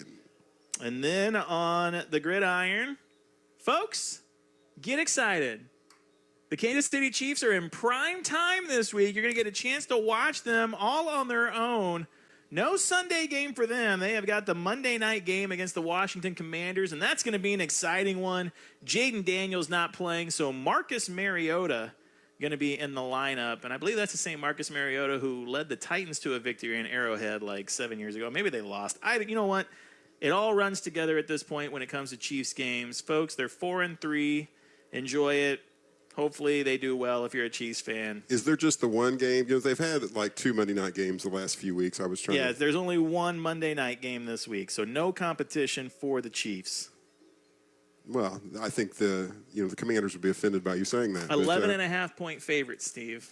Well, that's because Daniels is not playing probably, and he's one of my fantasy quarterbacks, and that's not helpful to my cause this week at all. Well, let's talk about your fantasy team. That's exactly what people want to hear about. So. Did you? Okay. No. No. Hey, the Utah Jazz are in action tonight, taking on the Sacramento Kings. And I'm going to talk about them until they lose. So 1-0 on the season. You think people want to hear less about the Jazz than they want to hear about your fantasy team? It's close. Let's hear about your fantasy NBA team, Steve. I do not know all about it. Do you have one of those? Back in the day, I used to have that. So I think Wimby, we talked about this before, but I remember doing NBA fantasy when we had to do it like on paper, and had to write all out. And thankfully, we're beyond that. But I haven't done an NBA fantasy team since then. Very nice. It's been a few years ago. It has been a while for me as well. Hey, special shout out. I know my niece and her boyfriend are in town from college this weekend, listening. Wanting a shout out. They specifically asked me for one. So Zach and Autumn, there you go. I said your name on the radio. Now millions of people are going to hear it. And you're going to be... That's a bold move, I feel like, to ask you to say... I don't know if I would ask you to do that for me. They love it when I say their name on the radio so I don't know what else you would say. I mean, think of all the things you could say about Autumn right now. You've said her name. I could say that she's terrible at board games. I could say that Zach might actually be worse at them. It's been a struggle at times. We played a couple games where it was just like a couple like wordplay games where they just didn't have it figured out, Steve. They got to get skip your classes at college, practice board games. That's what I tell all the kids when they're going to college. Don't go to class, play board games. 100, that's interesting advice. 100% success rate, Steve. Hey, another thing we can brag about. Sorry to change your game from your discussion from board games, but Osage varsity volleyball in action. Second round of district play tomorrow, taking on Helias in Eldon tomorrow afternoon. So congratulations a Saturday game, huh? Yes, indeed. So they beat Blair Oaks for at least the second time this season in straight sets last night. Very nice. And so love to see them get another win tomorrow and advance to the district championship. That'd be great. Do you know what time that game is? I don't know with 100% certainty. I thought it was 1 o'clock, but I can't say that with 100% certainty. So, folks, you better check online for that. Don't just go showing up in Eldon at 1 o'clock and saying, but Steve told me. Steve said! And he would never be wrong. No. Senior night here at School of the Osage. 18 seniors honored before the start of the game here tonight, and they were also the team captains for the coin toss. Getting ready to start the second half here. Score of 6-3, St. Francis Borgia out in front here. And they're set to receive the kickoff to start this second half. As Osage will look to get some points on the board here. Well, we got to get the stop first, right? Before we can... And the fourth grade School of the Osage Indians football team is undefeated, and they play for a championship tomorrow at 5. So if you're looking for something to do, Steve, and you said, hey, I don't have any plans, I got nothing to do. Now you do. You're going to watch the fourth grade team play for the championship. Where are they playing? Oh, goodness me. Why would... Is it here? It's here. And apparently the fifth grade is in the championship game as well at 6:20 p.m. Did you hear that Wild West there? His son is on this team playing for the championship. What position does he play? He'll play defense. Okay. Occasionally. Occasionally plays defense. Like sometimes occasionally Wes breaks equipment.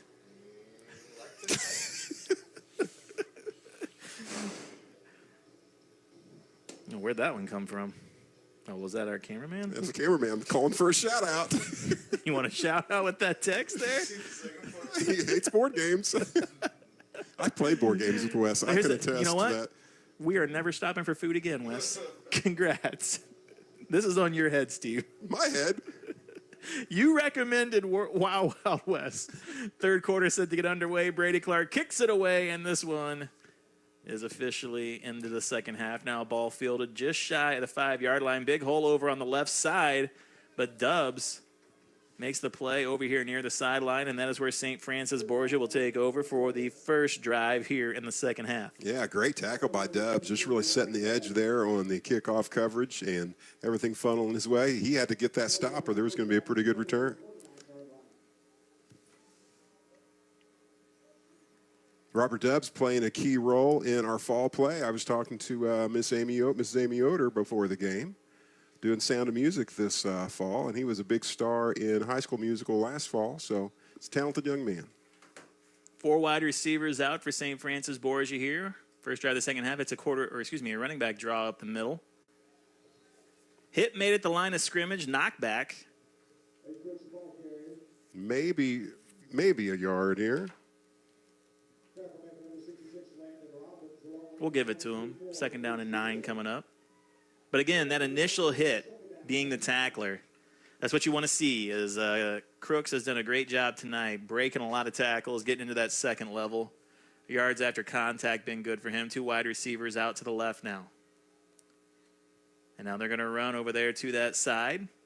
And there you see he gets tripped, Steve, like the diving for his legs, and he's able just to break that tackle easily. But brought down shortly thereafter, and now it is going to be 3rd down and 5. 3 and out here would be huge for the Indians. How big? What unit of measurement do you want me to use to go with here? What phase of matter would it be? Gaseous. 3 receivers outright. And now they're going to run over that way. A nice pursuit there. And the tackle made behind the line of scrimmage.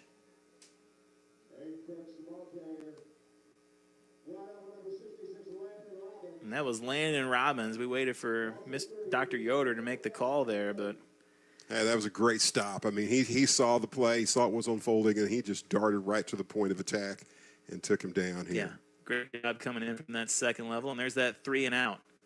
Punt is away, and it is a short kick, going to bounce at the 40 and bounce backwards and take a good Osage bounce, and Osage will take over 1st and 10 at their own 43-yard line. It's a great series for our defense there, getting the 3 and out, getting some key stops in the running game. Now if we can get our offense rolling down the field here. Ball, as you said, at the 43-yard line. 1st and 10 coming up, 10:07 left to go here in the third quarter. Osage down by 3, 6-3. First offensive possession of the second half for the Indians. Maverick with Herring and Arrowwood. Takes the snap, hands this one off to Arrowwood. Stutter steps behind the line of scrimmage, finds the hole, goes through it. Hit after a gain of 3, push back, forward progress. Going to give him 3 yards, though.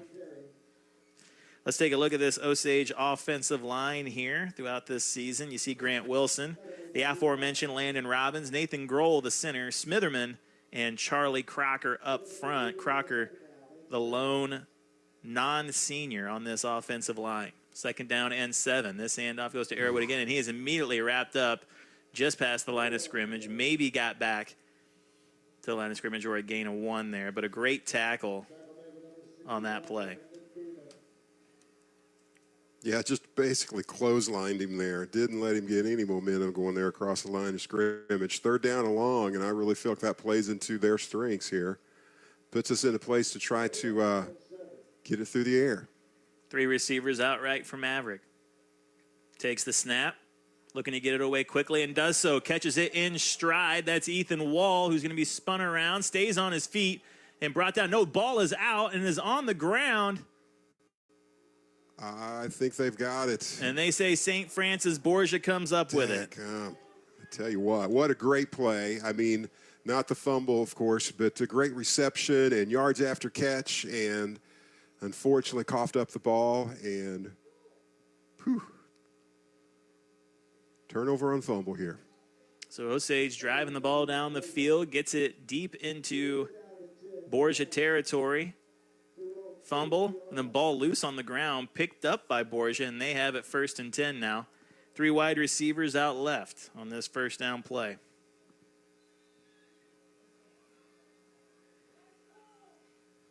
Looking to throw. Flushed out of the pocket, now rolling out to the right. Over the top, almost just off of Herring's fingertips. He may have got a finger on it. And then off the receiver's hands, incomplete. 2nd down and 10 coming up now for the Knights. Osage doing a good job of flushing the quarterback out of the pocket, making him move. But once that breakdown happens, Steve, the wide receiver and quarterback kind of just go into like their emergency drill at that point. You gotta be wary of where your guy is going then. Man in motion, left to right, pre-snap. Now back out to the left.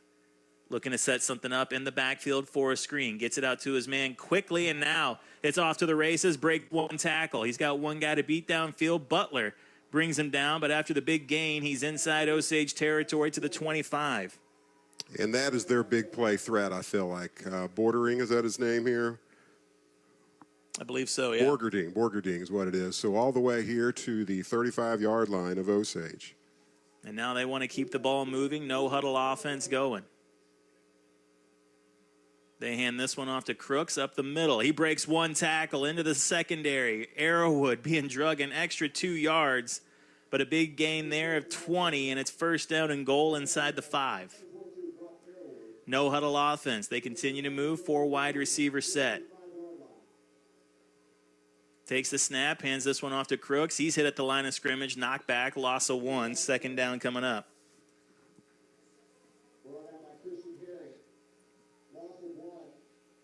You don't see this too often in football. Almost a complete line change there as they run out new players, a whole new set pretty much. It is a tight formation, Steve. Nobody out wide. They got the quarterback under center, and they have 7 offensive linemen. Hand this one off to Crooks, looking to go up the middle, push the pile, but it's pushed backwards. Gain of about 3, and it's going to be 3rd down and goal from the 4.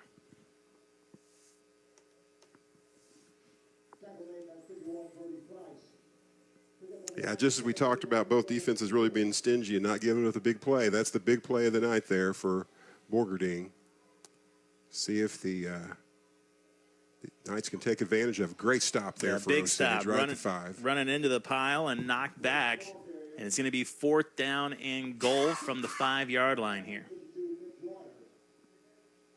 We saw the extra point have a bad snap earlier, and it was no good. Let's see what they decide to do on 4th down and goal from the 5 here. They walk out the kicking unit, and this would be big because it would make it a 6-point game. Field goal attempt coming up here. 21-yarder. Snap back, hold down, kick is up, and it is good. So St. Francis Borgia puts points on the board here on their first drive, makes the score 9-3, 6:41 left to go here in the 3rd quarter. Take a break. Back with more after this. You're listening to Cool 102.7 Sports. Fall is here, and so are the projects. And if your trailer's busted, you can't haul it, can't fix it, or can't even figure out where to start, it's time to call DL Truck and Trailer Outfitters, where problems meet solutions. Whether you need a trailer, rental, parts, repairs, or a brand new rig, DL Truck and Trailer has you covered with the largest parts inventory around with factory train techs. Located just north of Eldon at the Eugene exit. Open Monday through Friday.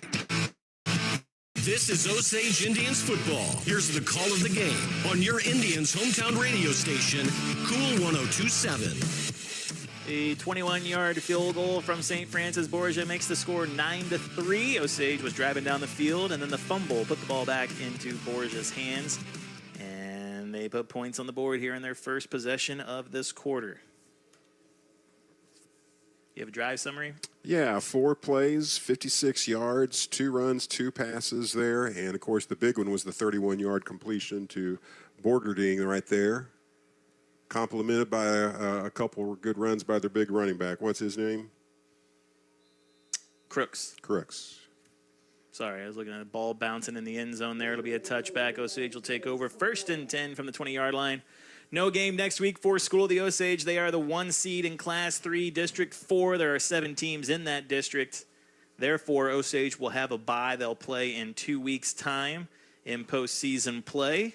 Looking to end the regular season with a win here tonight over St. Francis Borgia. Lost this game last year 24-0, down 9-3 here in the third quarter with 6:41 left to go. Maverick takes the snap on this one, hands it off quickly to Arrowwood. Stutter steps in the backfield, moves forward, picks up about 1.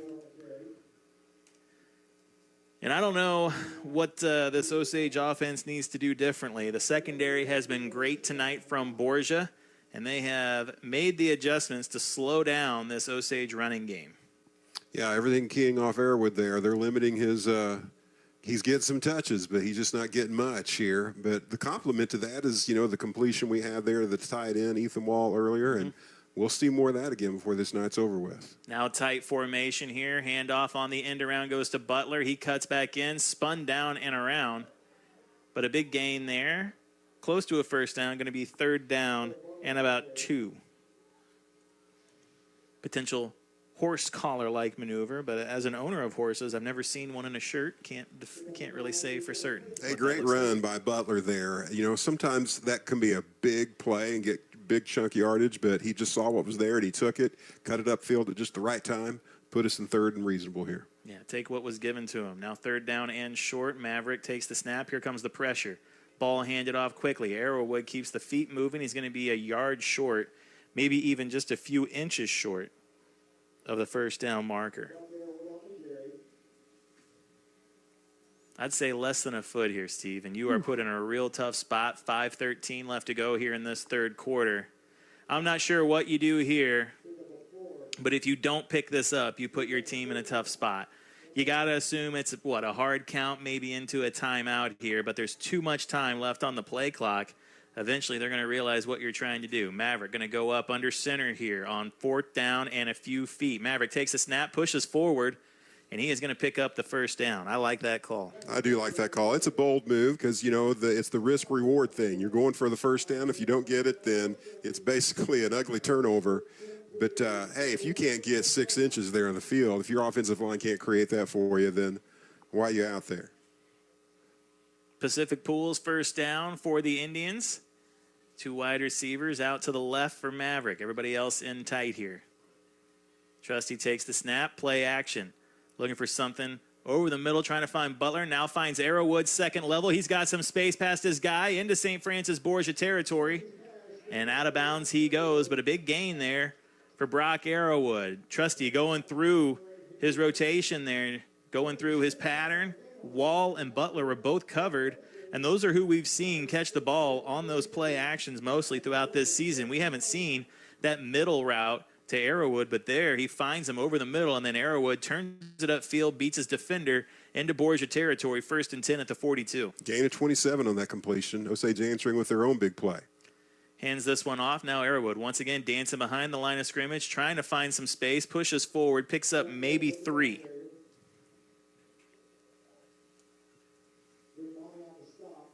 Make it 2nd down and about 7 coming up for the Indians here. They're inside the 40.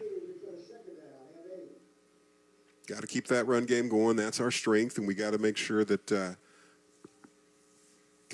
Knights are keying off that here. That's going to create those opportunities in the run game or in the passing game if we need them.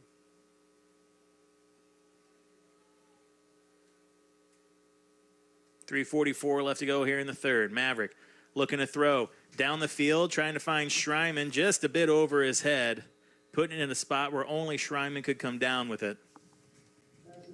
He's unable to reel it in. Little contact going there in the field, but nothing worth a flag for sure. Schreiman did have a step on him, though. 3rd down coming up for the Indians inside St. Francis Borgia territory. They've already converted a 4th down on this drive so far.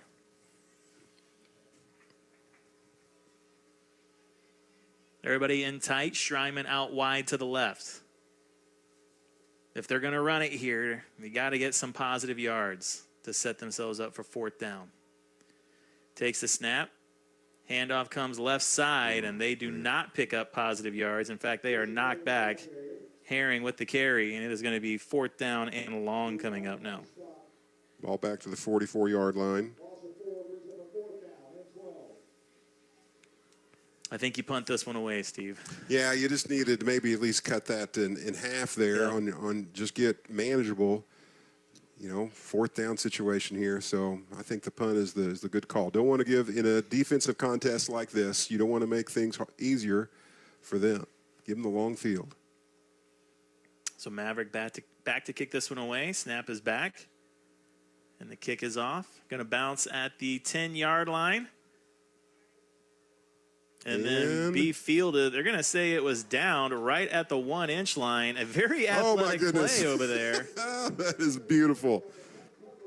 And that, in higher levels, that would be something that is reviewed. But I believe Robert Dubbs makes the big play over there, grabbing it as it goes as he and the ball go into the end zone, flips it over his head, and then the ball is downed at the 1-inch line. So 1st and 10, 99 yards to go for this St. Francis Borgia offense. 9-3 on the scoreboard. Osage down to the Knights. 2:50 left to go here in the third. With their back against the end zone here, Borgia's offense comes out. And they're just looking to try to get a little space away from this goal line and not take the safety. In a game close like this, that would be 2 points would be huge. What if they talk about this and reverse it? They are talking. There we go. There's Let's some get that close-up here. shot. Let's get that close-up of the referees there. Good stuff. Read those lips. And it's going to be a touchback. Much to the chagrin of the home crowd here.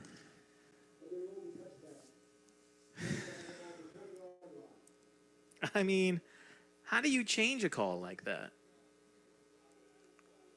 That is the conversation that Coach Jolly is having with the officials right now. It might be wise. Zoom in on that one. It might be wise Wild Wild West to not zoom in on that conversation happening over there. I just don't know how you have a guy standing right there, looking at the play, makes the call, and then you have someone, whoever it is, further away from the play, come in and say, that's not what happened. What you saw and called was not what happened. Well, we'll get that in the post-game interview with the officials. We'll let them clarify. No, we don't get to do that. That's your job, and you have failed miserably this season. What are you doing? Whenever I talk to Jolly after every game, what are you doing? So 2:50 left to go, 1st and 10 from the 20. This handoff goes to Crooks. He's hit at the line of scrimmage, and now out in the open field. A big play here from St. Francis Borgia into Osage territory. Schreiman can't make the play.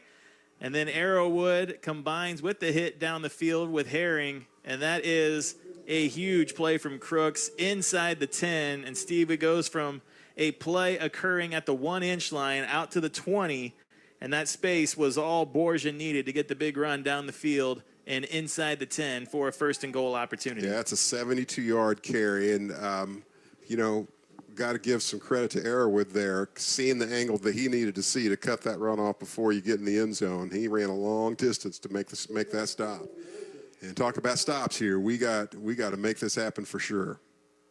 Big formation in right now. Handoff goes to the up back, and he is hit. He is dragging guys towards the end zone. And that is a big run there from a big boy and gets down to about the 2-yard line.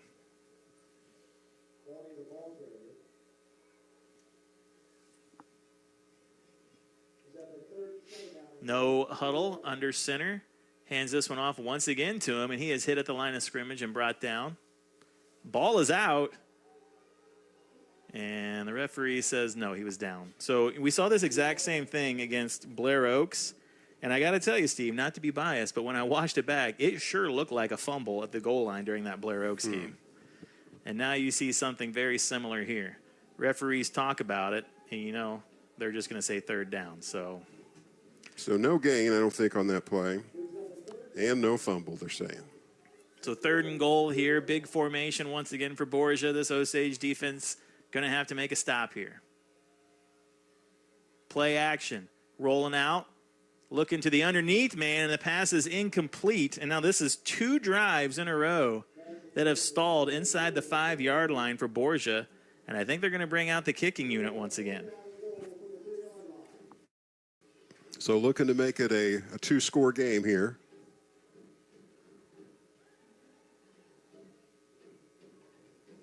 Yeah, this is a big kick here. 1:06 left to go in the third. This will make it a 2-possession game if he can get this one to go.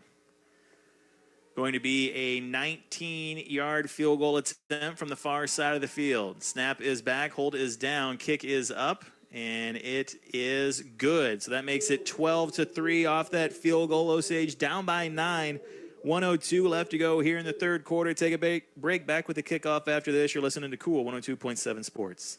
At Stonebridge Wealth Management of Wells Fargo Advisors Financial Network, you'll find a team of talented, credentialed professionals ready to guide your unique needs into financial victory. Proud supporters of the School of the Osage community, you can find Stonebridge Wealth Management in the Cliffside Center. Call 573-348-2322 or visit them online. Wells Fargo Advisors is a trade name used by Wells Fargo Clearing Services, LLC, and Wells Fargo Advisors Financial Network, LLC. Members SIPC, separate registered broker-dealers and non-bank affiliates of Wells Fargo and Company. Let's get back to the action of Osage Indians football. Here's the call of the game on your Indians hometown radio station, Cool 102.7. 1:02 left to go here in this third quarter. Back-to-back field goals for St. Francis Borgia. Makes it 12-3 on the scoreboard. 2 back-to-back stops inside the 10-yard line for this Osage defense. They gave up the big play, Steve, the 70-whatever-yard run on first down. And if it hadn't been chased down there by Brock Arrowwood, that would have been a touchdown. So good hustle play, just stops him to 3. Ball bounces out of bounds. That procedure is illegal, and it'll come out for the Indians. Yeah, on the 2 previous possessions, for the Knights, they've had big plays and able not to get the touchdowns, but to get 6 points out of the 2 different drives. We had the one big play there to Arrowwood on the pass and couldn't get anything out of it, unfortunately. So we're just getting down. The clock is starting to become our enemy here, right? We need to get some points on the board. We've had some successful possessions and drives, but not so much to nothing more than a field goal here. It's for the fruit of our labor.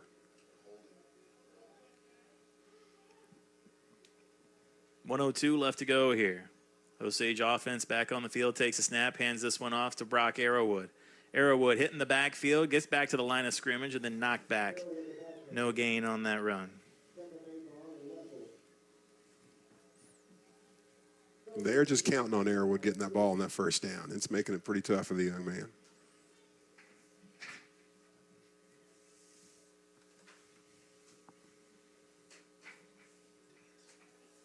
Second down and 10. Clock winding down here in the quarter. Maverick takes a snap, play action. Rolls out to the right, looking for Wall in the second level. Flag out near the first down marker. Can't tell if that pass was deflected or if it went off of Wall's hands. Either way, it is incomplete. We'll see what the flag is, though. Looked like Zeitzman from St. Francis got his hand on the ball. Pretty impressive defensive play. Holding on the defense. I don't know, at the pro level that results in a first down, but I'm not sure about high school.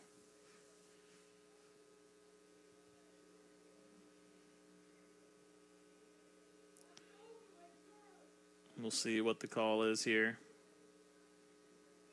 or what the result of the call is. So moving the ball up to the 45-yard line. Is it a spot foul? All right, it's a first down.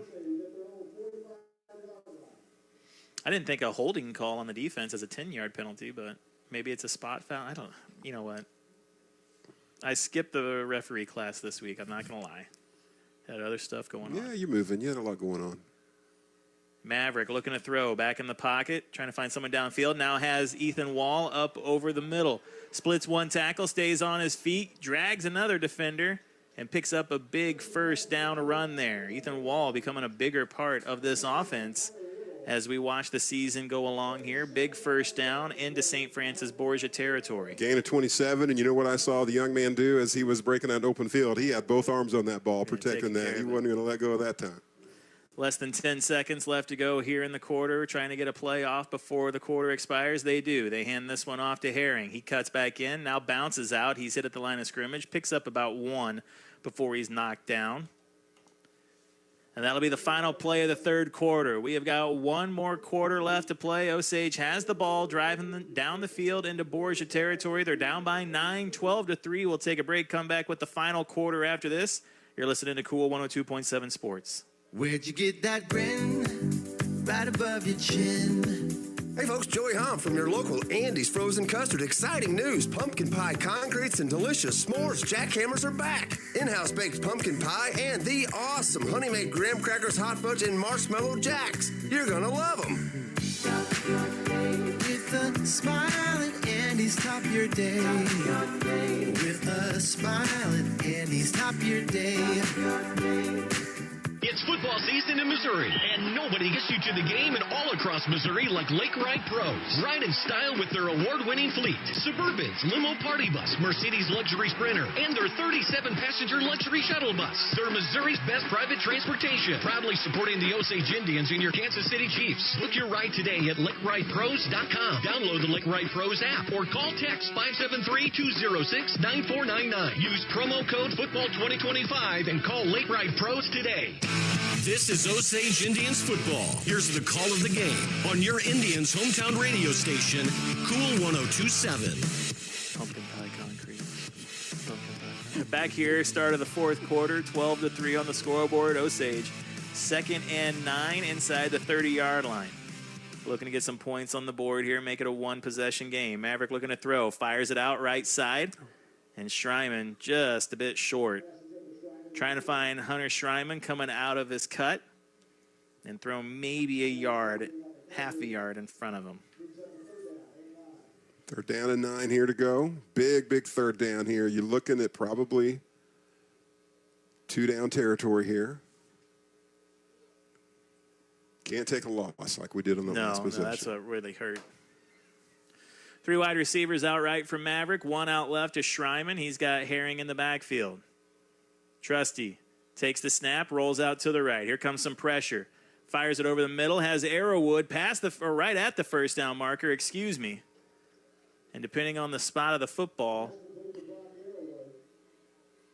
So ball right on top of the 18-yard line, it looks like. It is. And they have yet to wave. It looks like we're saying. Holding on the defense. So a flag was down. We both missed that. We did indeed. I didn't see where they threw it at, but if it's like the last holding call, it'll be an automatic first down for the Indians.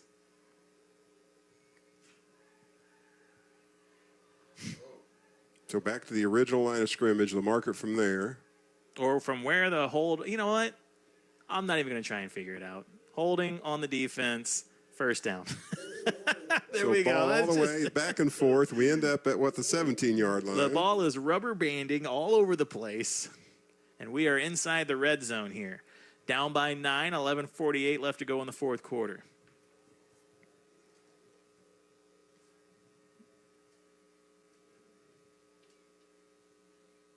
Tight formation. Maverick takes a snap, hands this one off to Arrowwood. Trying to break 1 tackle inside the 15 before he's brought down. Gain of about 3.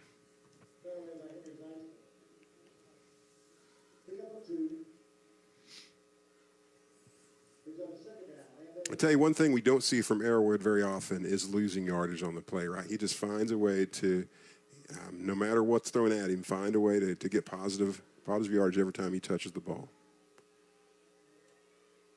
Moving the formation around here, bringing Schreiman and Butler to the other side. Man-to-man defense means one-on-one coverage over here on the left. Timeout taken by the Indians. I didn't see how much time was left on the play clock there. 11:11 left on the clock. Timeout Indians, brought to you by First Bank of the Lake. We'll take a timeout as well. You're listening to Cool 102.7 Sports. All aboard! Rock Island Insurance, the pro team for your insurance needs. At Rock Island, they keep you on track with coverage you can afford for home, vehicle, property, casualty, and life. Juke the big hits. And let Rock Island Insurance block the way when it comes to your insurance needs. A proud supporter of our Osage Indians. Look them up online and Facebook. Rock Island Insurance, keeping you on track. Let's get back to the action of Osage Indians football. Here's the call of the game on your Indians hometown radio station, Cool 102.7. Second down and 8 coming up for the Indians. 11-11 left to go on the clock here in the fourth quarter. Osage down 12-3, has the ball inside the 15-yard line on second down, looking to do something here. Can't overplay the significance here of getting a score here at this point of the game. 11 minutes left in this game, down by 9. Got to have a score. Maverick looking to throw. Fires out to Schreiman, catches it inside the 5, stretches for the pylon, and they're going to say he's out of bounds at the 1-yard line. First down and goal coming up. Well, I tell you what, he knew where he was on the field, and he tried to reach toward that pylon, and officials have a better view than us, but it wasn't for lack of effort that he didn't get it in the goal line there. Do they? Maverick under center here, first and goal from the 1, takes the snap, pushes forward, gets a push from behind. And they're calling him short. Oh, this is frustrating. Frustrating when it seems like those were, I mean, how can the ball be right there without going over the line? I mean, I guess my bias is showing, but yeah, a little frustrating. Ball's casting a shadow on the goal line for sure where it's at. Second down and goal for Maverick. Takes a snap again. This time dives across the goal line and gets in. Touchdown, Maverick Trusty on the ground. And that was the score we had to have there on that drive. At this point of the game, if we don't get points on the board and really a touchdown, St. Francis might be able to close it out for us. So that puts us right back into it, get this extra point, and we're looking at a 2-point game. Yeah, an extra point here makes a field goal win the game potentially. No need to go for 2 and keep it at a 3-point game. Snap back, hold down, kick is up, and it is good. So Osage gets it down to 12-10. 10:25 left to go here in the fourth quarter. Osage set to kick it away. We'll take a break, come back with the kickoff after this. You're listening to Cool 102.7 Sports. When all that's between you and the highway is a 6-inch patch of rubber, it's critical that you trust the care of your vehicle to someone who knows how important family is. Locally and family-owned, Sunset Tire and Service, with the best facility at the lake, wants to be that trusted partner. Competitive pricing, centrally located across from Lowe's off Business 54, the latest technology, large inventory of tires, plus a knowledgeable sales staff. They're family, treating you like family. Sunset Tire and Service. This is America, where football means football. There's only one place to hear Osage Indians football. Back to the game on your Indians hometown radio station, Cool 102.7. Back here at School of the Osage High School, fourth quarter, 10:25 left to go. A 2-point game on the board, 12-10. And Steve, you and I said to each other earlier tonight, no one else said it, that this might come down to the fourth quarter. Well, I would say this about this. This feels different than any game we've covered this year for Osage. Yeah. This is definitely the tightest defensive contest that we've seen. Clark with a pooch kick to the up man. It is fielded by him, caught at the 30, and now he's making some moves. Up near the 40, hit just shy. Ball is out. It is loose. Arrowwood comes up with it, and it's a turnover for the Indians. And that's not the first time that Osage has created a turnover opportunity there on a kickoff, right? And I think that's the reason why you do that little pooch kick there. Yeah, because they're not used to returning it. They're supposed to be out there blocking. If they were good at hanging on to the football, they'd be the returner, Steve. Like I was. What? You don't think that's true? You don't even return your calls. What are you talking about? I think my phone's broke. First and 10 coming up for the Indians inside St. Francis Borgia territory. 10:15 left to go on the clock. Osage down by 2. Second big turnover here for the Knights here in this contest on special teams. Tight formation. Herring trying to get to the corner, but it just could not be set there. Good pursuit, good tackle. It is a loss for the Indians. And I don't want to, I want to be careful about critiquing the young man, but that's why you give the ball to Airwood, right? Because he just finds a way to get positive. He just that little extra experience that doesn't put himself in a situation to get losses on downs like that. So second down and 15 coming up now for the Indians here after that turnover. Maverick looking to throw, fires it out right side. Hit made immediately, but Ethan Wall back past the initial line of scrimmage.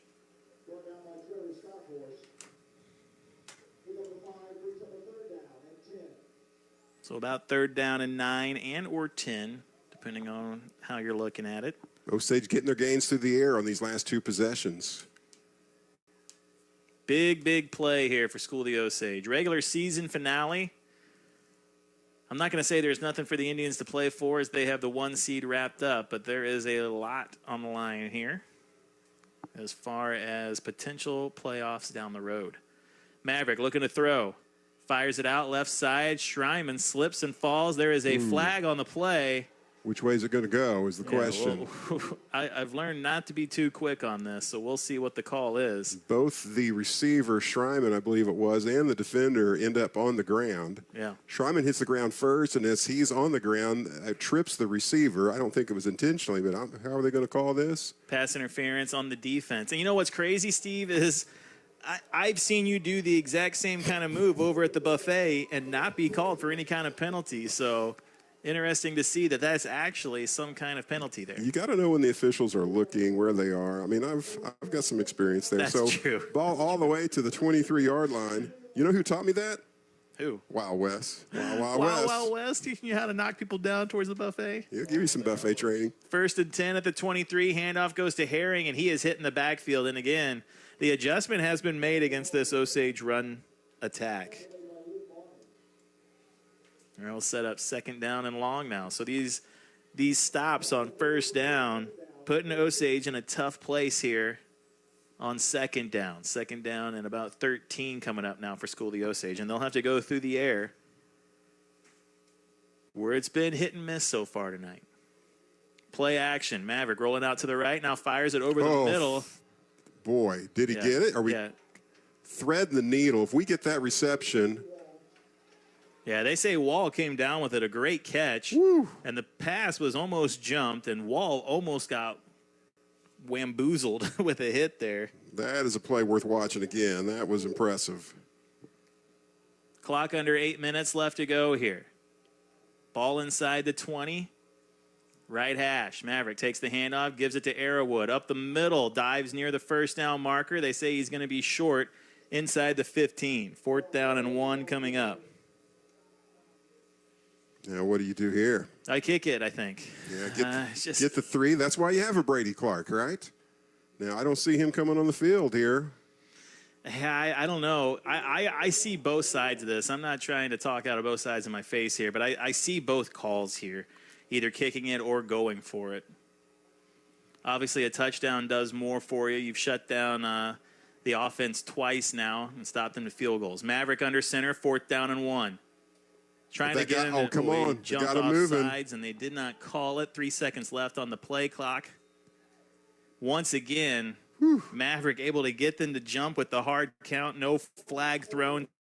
Timeout taken. Brought to you by First Bank of the Lake. Jolly wants to do here. Down by 2 inside.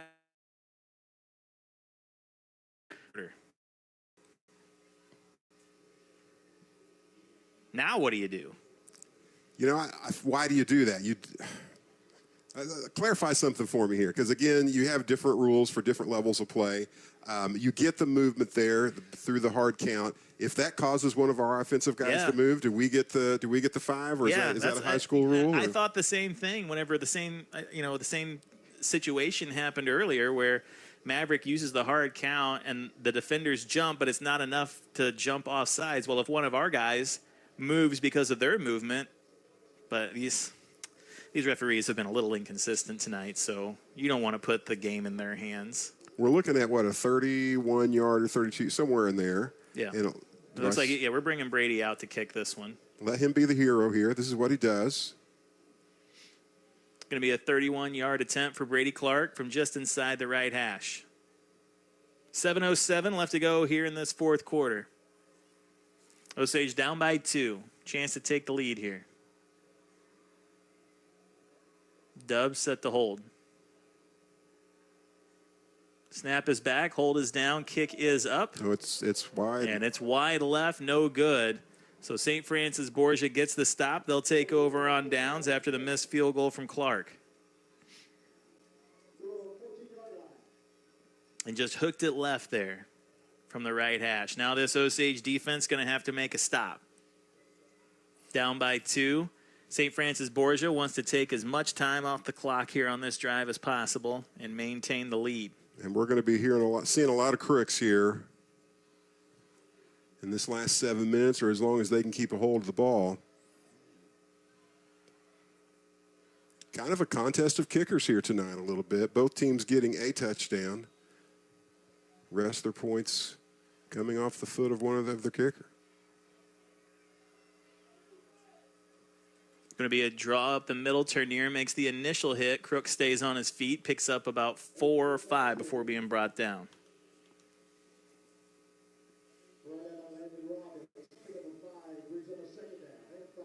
Second down and 5 coming up. Clock running. 6:45 left to go here in the fourth quarter. A 2-point game. Borgia out in front of the Indians.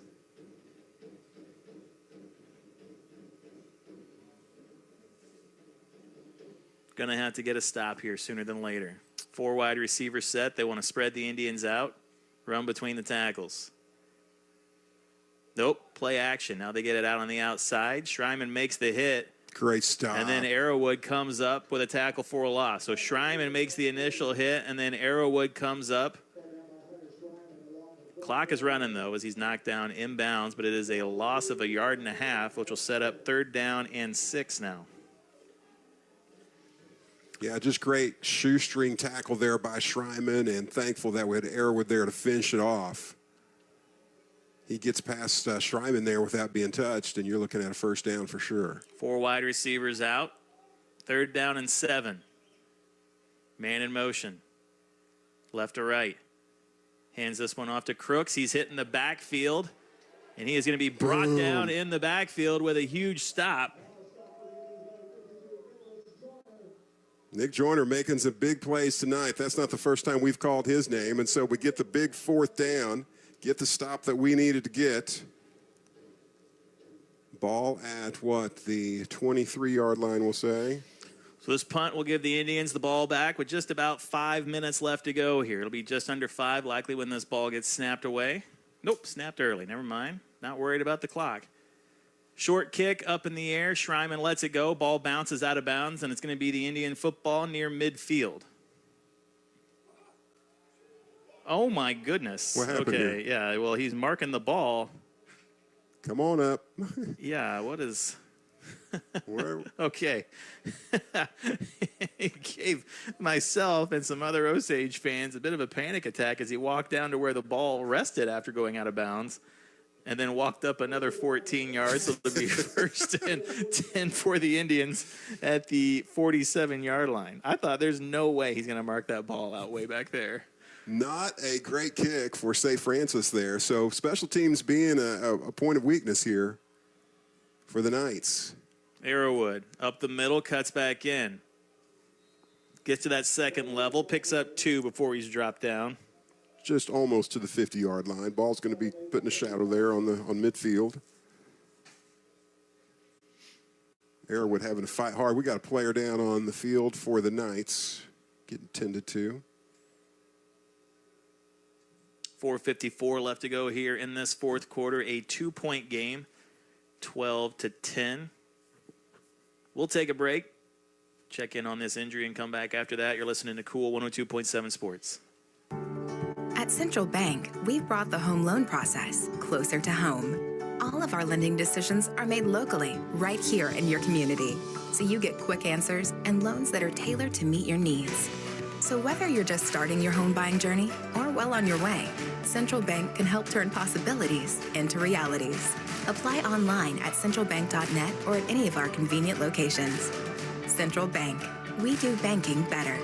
Member FDIC, Equal Housing Lender. Years ago, I established a name synonymous with honesty. And today, Honest Abe's Home Services carries that torch, ensuring your home safety with certified and insured professionals. Was the last handyman tinkering with your cottage certified? If not, my friends, you are gambling with your comfort and safety. Honest Abe's doesn't cut corners. Every technician is certified through Missouri Propane and fully insured, because peace of mind should be a right, not a privilege.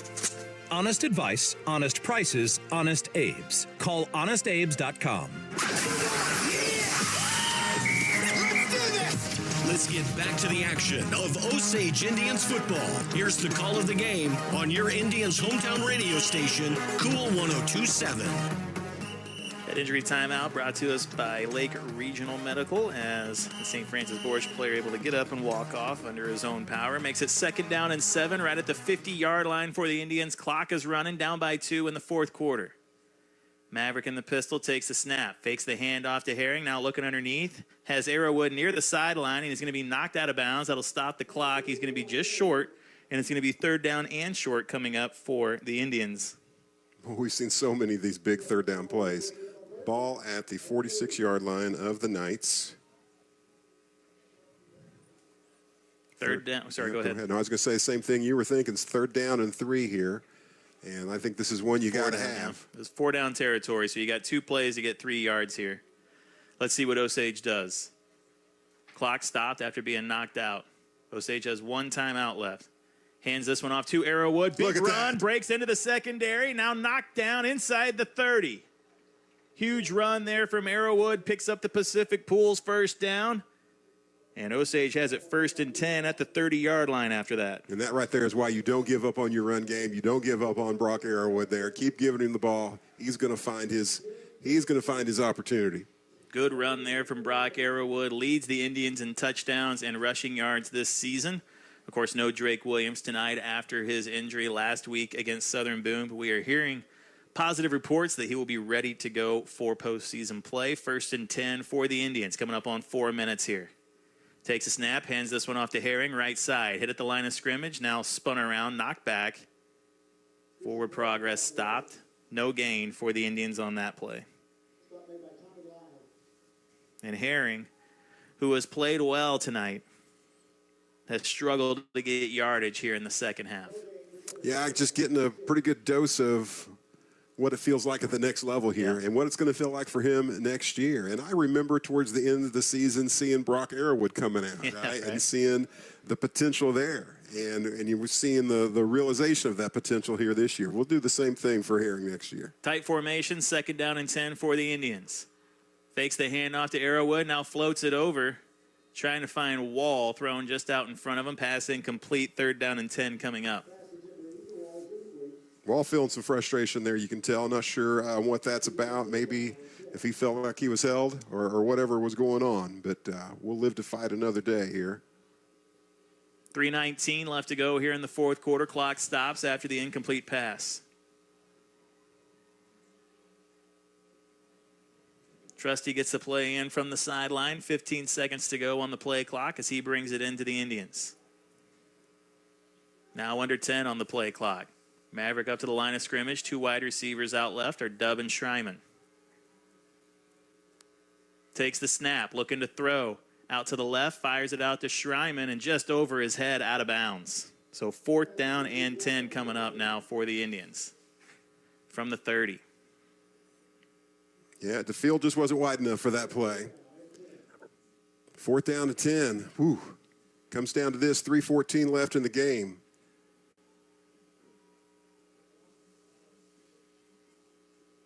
Would have liked to have gotten some of that on that previous play.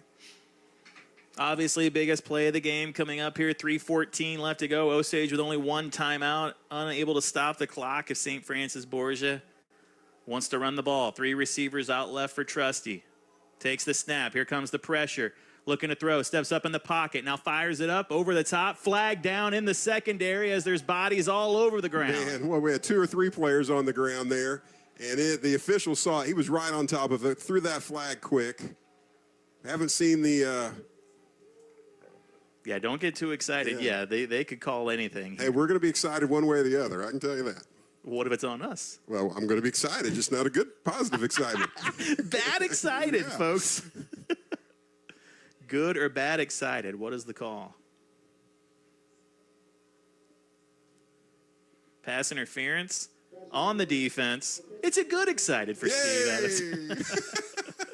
And that'll move it up. Smiles all around. Move it up for a first down. So Osage unable to convert on 4th down, but the pass interference makes it 1st and 10 at the 15-yard line. 3:08 left to go here in the 4th quarter. Osage down by 2. In field goal range, I would say. I mean, I'm not looking to settle for that, but definitely have that option here. Borgia has all 3 of their timeouts left. Maverick takes the snap, hands this one off to Arrowwood. Out to the left, now cuts back in. Picks up about 3 yards before going down. Make it 2nd down and 7 coming up.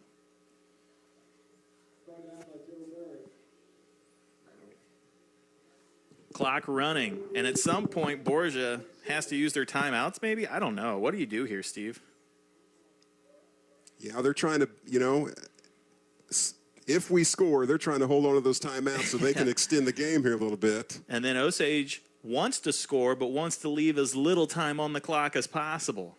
Certainly a game of chess here now between these 2 coaches. Maverick back in the pistol. 2 running backs around him, 2nd down. Hands this one off to Arrowwood. He's hit at the line of scrimmage and brought down immediately.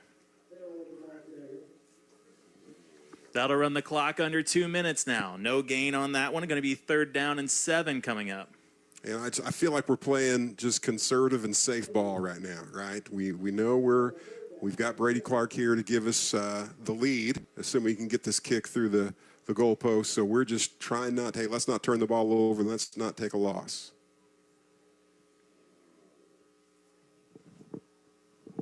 Clock down to 1:50 here in the 4th. 10 seconds left to go on the play clock. Maverick in the pistol. Takes the snap. Hands this one off to Arrowwood. Arrowwood stutter steps and then hit behind the line of scrimmage. Maybe a loss of a yard. And I think they're finally going to take a timeout here, and it's going to be 4th down and 8 coming up. Ethan Leisman, I think, from the Knights there. Arrowwood was trying to just kind of follow his blocks, find some space, and Leesom just breaks out of nowhere and ends that play in a hurry. So 1:37 left to go here in the 4th quarter. 4th down and 9 coming up from the 14-yard line. And likely a Brady Clark field goal attempt coming up. Clark, who has been good this season, missed a field goal earlier in the game from the right hash. This one will be from just shy of the left hash here. His opportunity, second opportunity this year to be the hero of the game. Of course, we do have some time still on the clock for the Knights. Yeah, if this kick doesn't go through, Osage doesn't have the timeouts to stop St. Francis Borgia from running it down. So this really kind of all comes down to this. We didn't know what to expect tonight, with no common opponents. Haven't seen the Knights in action at all. Playing a vastly different schedule. So, we're playing teams we're not accustomed to seeing. Didn't know what the absence of Drake Williams was going to feel like tonight, but I will say this game is played out a lot differently than I anticipated. Yeah. All right, so here we go. 4th down and 9 from the 14. Going to be a Brady Clark field goal attempt. It's going to be a 31-yard field goal here. Again, Clark missing one earlier. We'll see if he can put the Indians out in front. Osage down by 2. Dub set to hold. Snap back, hold is down, kick is up. And it is good and through for the Indians. That puts Osage out in front by 1, 13-12 with 1:33 left to go. We will keep it here as we get set for the kickoff. Osage goes out in front. St. Francis Borgia has 2 timeouts left here in a 1-score game, really a 1-point game. I want to give a special shout out real quick to the guy back in the studio for us, We've had Chris Boom Boom Cannon, who is kind of a mainstay over there at the station, but he has trained Nick of Time. And now Nick is running the board for us, and he's done a great job. We talk about random things on the air and during these games all the time, and he is back in the station Googling to find out the information that we talk about, including where Detroit fans get their octopi to throw on the ice after hat tricks. Nick, you're doing a great job. Appreciate you, man. Thank you for all your hard work. Hey, and that's useful information. I got to write that down. Next time I'm in Detroit, I know where to get my octopi. And if you want to find Nick, he'll be over at the Andy's Frozen Custard getting the pumpkin pie concrete after this game. Just look for the guy with just a foaming mouth. Yeah. 1:33 left to go here. A 31-yard field goal puts Osage out in front. Brady Clark set to kick this one away. St. Francis Borgia has 2 timeouts left. All they need to do is get into field goal range. This Osage defense going to have to play big down the stretch here. And they've got a kicker that can do it, right? So they've had the 1 touchdown, 6 points. Their other 6 points came from the foot of their kicker. Another little pooch kick right in the middle of the field here. And going to be returned, a good return, just shy of the 40, and that's where Borgia will take over. Credit where it's due, though, Steve. Osage has had some issues covering the kickoffs this season, not even really giving them a full chance there. You give that up kick, and then you get down the field quickly. But again, when they're able to field it and return it, you give them 1st and 10 in pretty good field position. Ball at the 37-yard line, 1 minute, 28 seconds left. They have 2 timeouts on the board. And we've got a stingy defense out here. Going to try to keep them, or if we can keep them on this side of midfield, that'd be okay with me. 4 wide receiver set. Takes the snap. No, it's going to be a quarterback draw up the middle. Into that second level near the first down marker before he's hit and brought down. So a first down run off the quarterback draw right there. Clock will start as soon as the chains are set. And that's a great play call. Got to give him credit for that. Yeah, you kind of knew what to expect there from the Osage defense, and they took advantage of it. 1:10 left to go now. Looking to throw this one out to the outside. Gets it over to his man into Osage territory. Pass complete for about 5 or 6 yards there. And he gets out of bounds to boot. So 1:07 left to go, and the clock stops. Into Osage territory with 67 ticks left on the clock.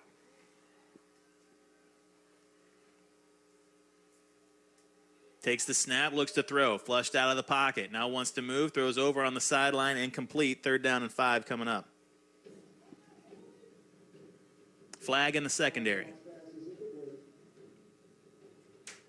Holding on the defense. That'll move it up. 1st down automatically for Borgia.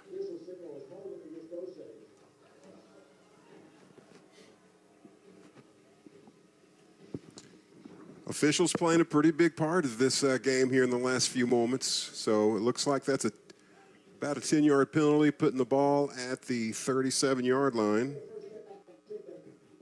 Yeah, 1:02 left to go on the clock. Clock will not start after the incomplete pass. My bad.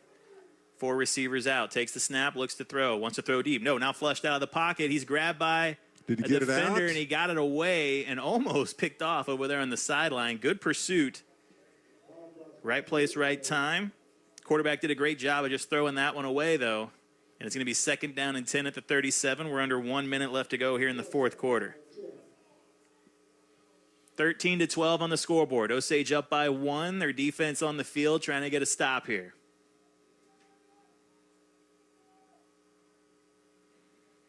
Four wide receivers out.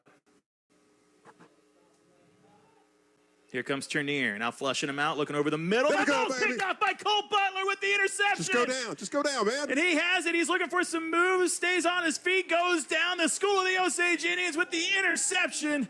And they are going to take home a win here.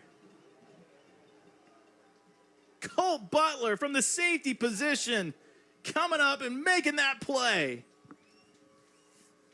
Osage secondary being the heroes again. Just such talented young men back there. As our D-backs, I don't envy any offense throwing the ball against our defense when everybody knows that's what's happening. What a huge play by the sophomore Colt Butler. 2 timeouts left for St. Francis Borgia, but Osage should be able to run the clock down.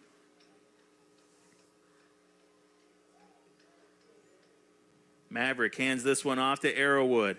He gets to the outside, doesn't go out of bounds, stays on his feet, and then he's pushed back. And that keeps the clock running under 40 seconds. A good first down run there from Arrowwood, and a timeout taken by Borgia. But Arrowwood, you saw initially he had the instinct, Steve, where he wanted to go out of bounds there, and he just had to stutter step back in. That leaves 38 ticks on the clock. Borgia will have one more timeout left as Osage tries to run this clock down and take home what would be a great win to end the season, 13-12.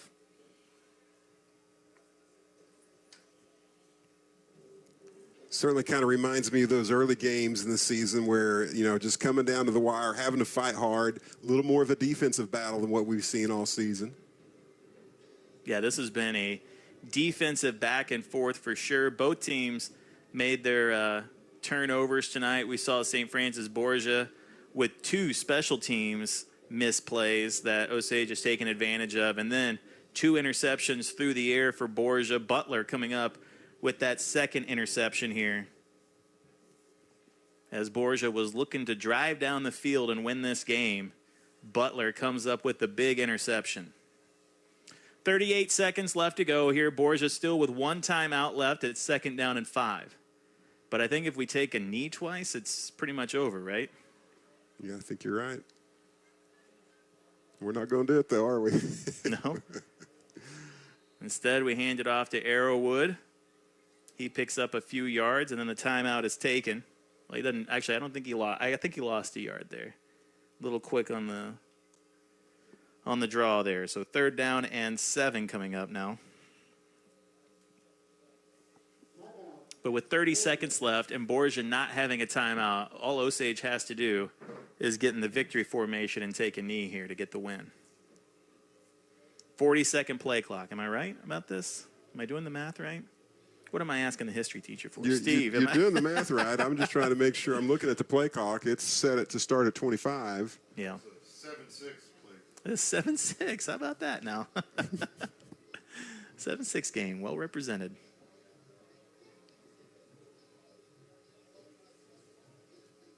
So if Osage can bring home the win here, they will finish the season 7-2, which is reminiscent to last year's record, I believe, right? Yeah, we ended at 8-3, right? Yeah. And, of course, Osage has the 1 seed in Class 3 District 4, so they will have a bye in the first round of districts, and they will not play next Friday night. So make your plans accordingly. Come on over, hang out, play some board games, Steve. You got nothing going on. Hey, I know your Friday night's listen, free. I tricked you. If you're inviting anybody to come to your house, you better fill up the gas tank, folks. It takes a while. There are to some get late there. nights getting home from some of these games. That is true. I would not take an Uber out to my place. No. It was an expensive ride.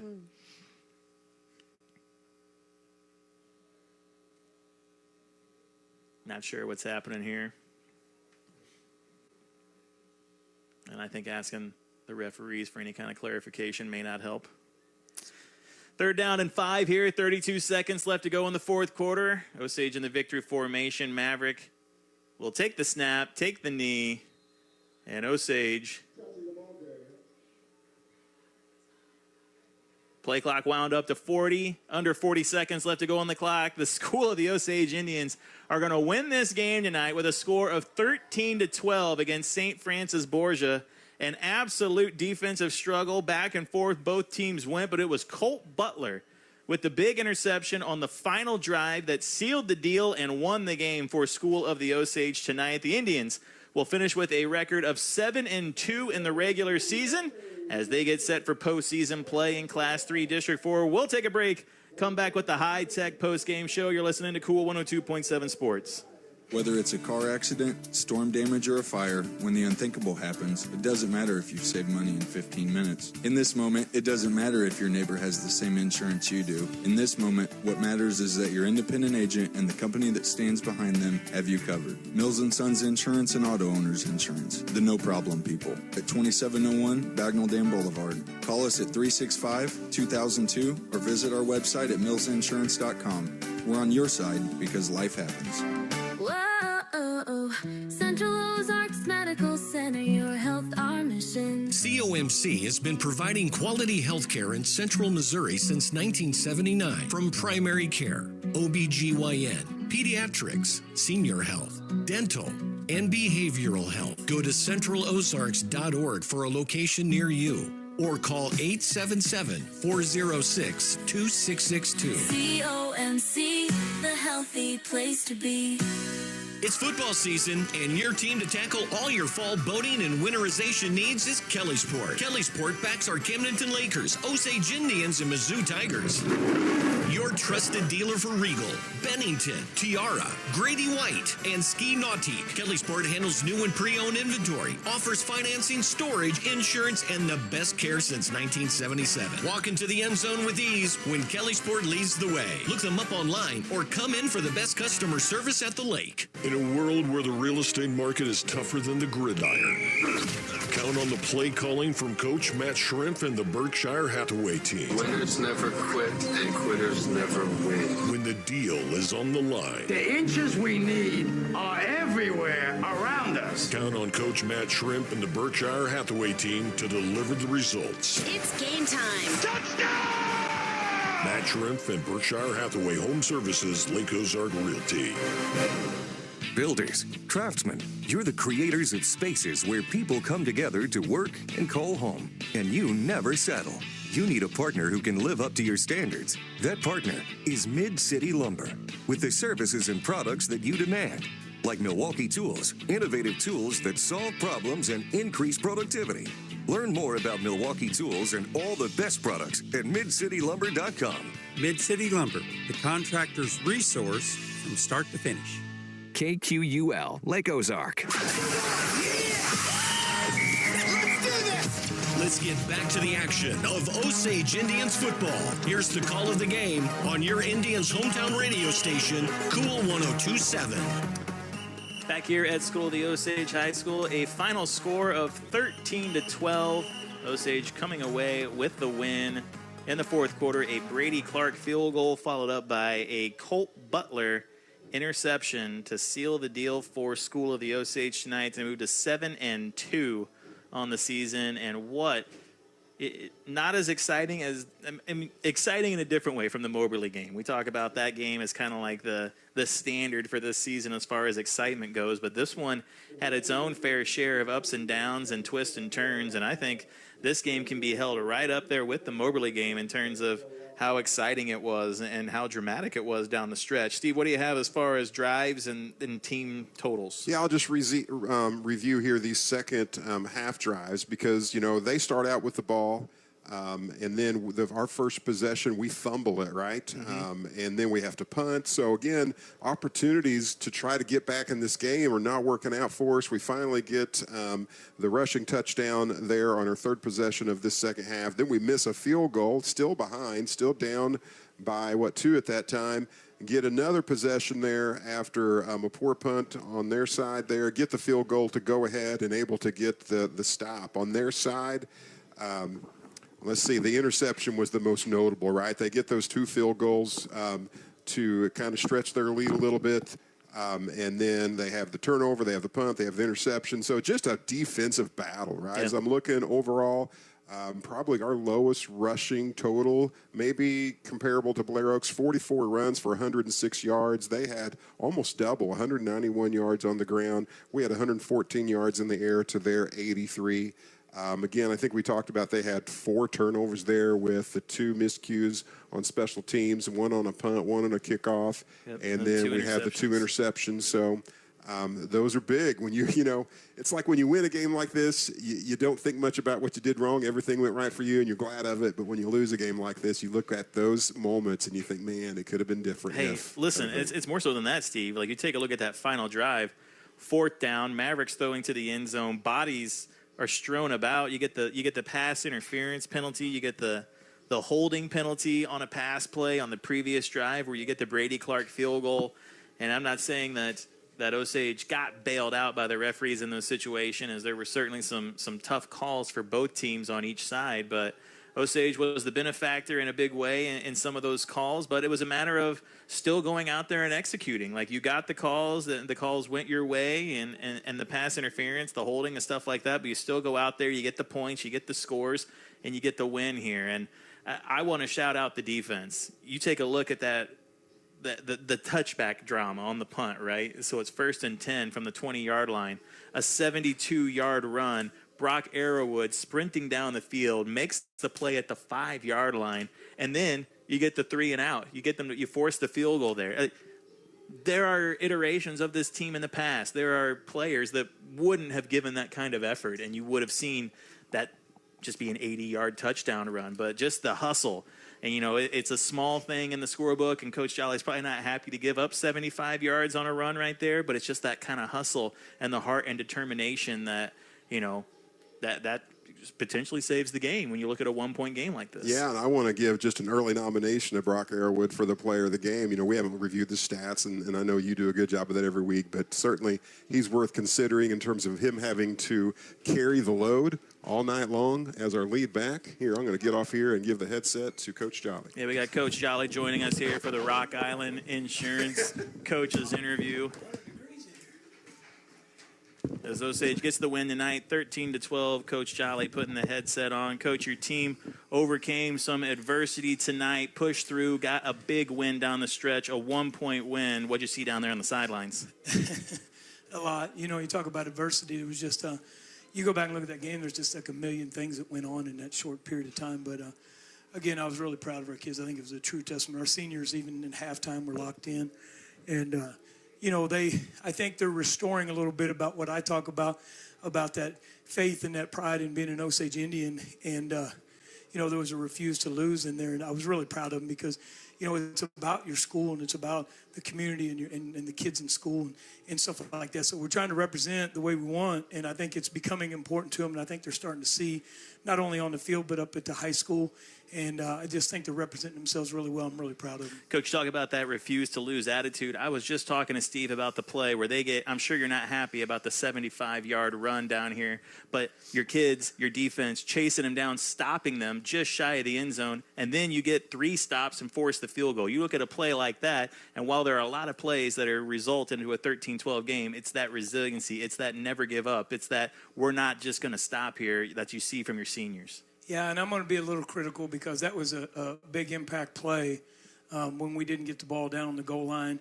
And I was frustrated, probably showed my frustration. I think the kids felt that. That's a play you've got to, no matter if it's on the goal line or the 20, you got to get back up and play. So that was probably a little bit on me of maybe not getting right back up there because that was a frustrating situation. That was an amazing special teams play. Yeah. And then to have it moved up to the 20.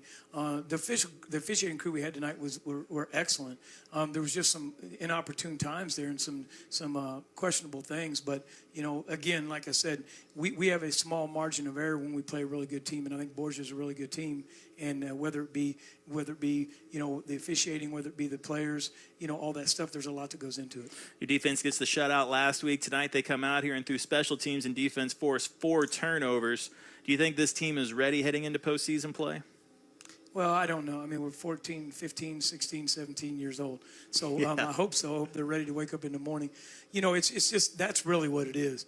It's about making sure we stay engaged and stay in contact with them throughout the week and just try to build on it because, man, it's a grind.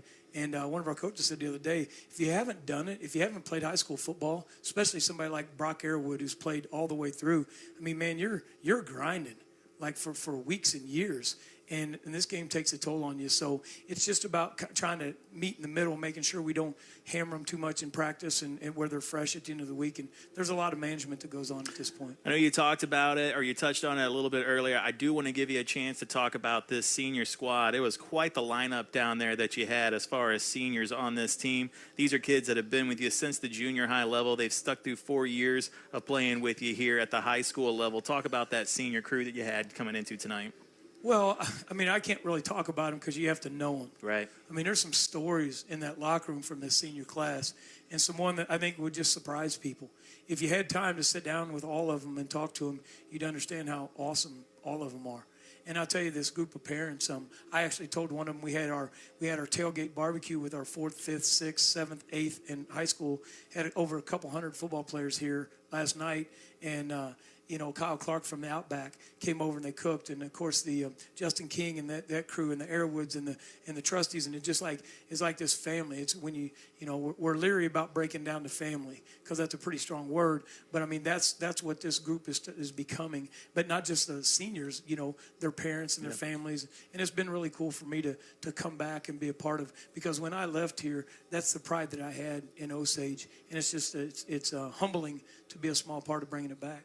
Well, Coach, congratulations on the win tonight. You have next week off, so we'll see you in 2 weeks right back here at School of the Osage. Okay, thanks, guys. That's Coach Jolly joining us here for the Rock Island Insurance Coaches interview on the High Tech Auto Body post-game show. Again, School of the Osage gets the win here tonight against St. Francis Borgia. Final score of 13-12. Osage will be off next week. They are the 1 seed in Class 3 District 4. 7 teams in that district, so no game next week for them. But they'll be right back here at School of the Osage in 2 weeks, and we'll have the call for you right here on 102.7. But for Steve Adams and Wild Wild West and Nick of Time back in the studio, I am Craig Allen. Thank you for listening. This has been a presentation of Cool 102.7 Sports.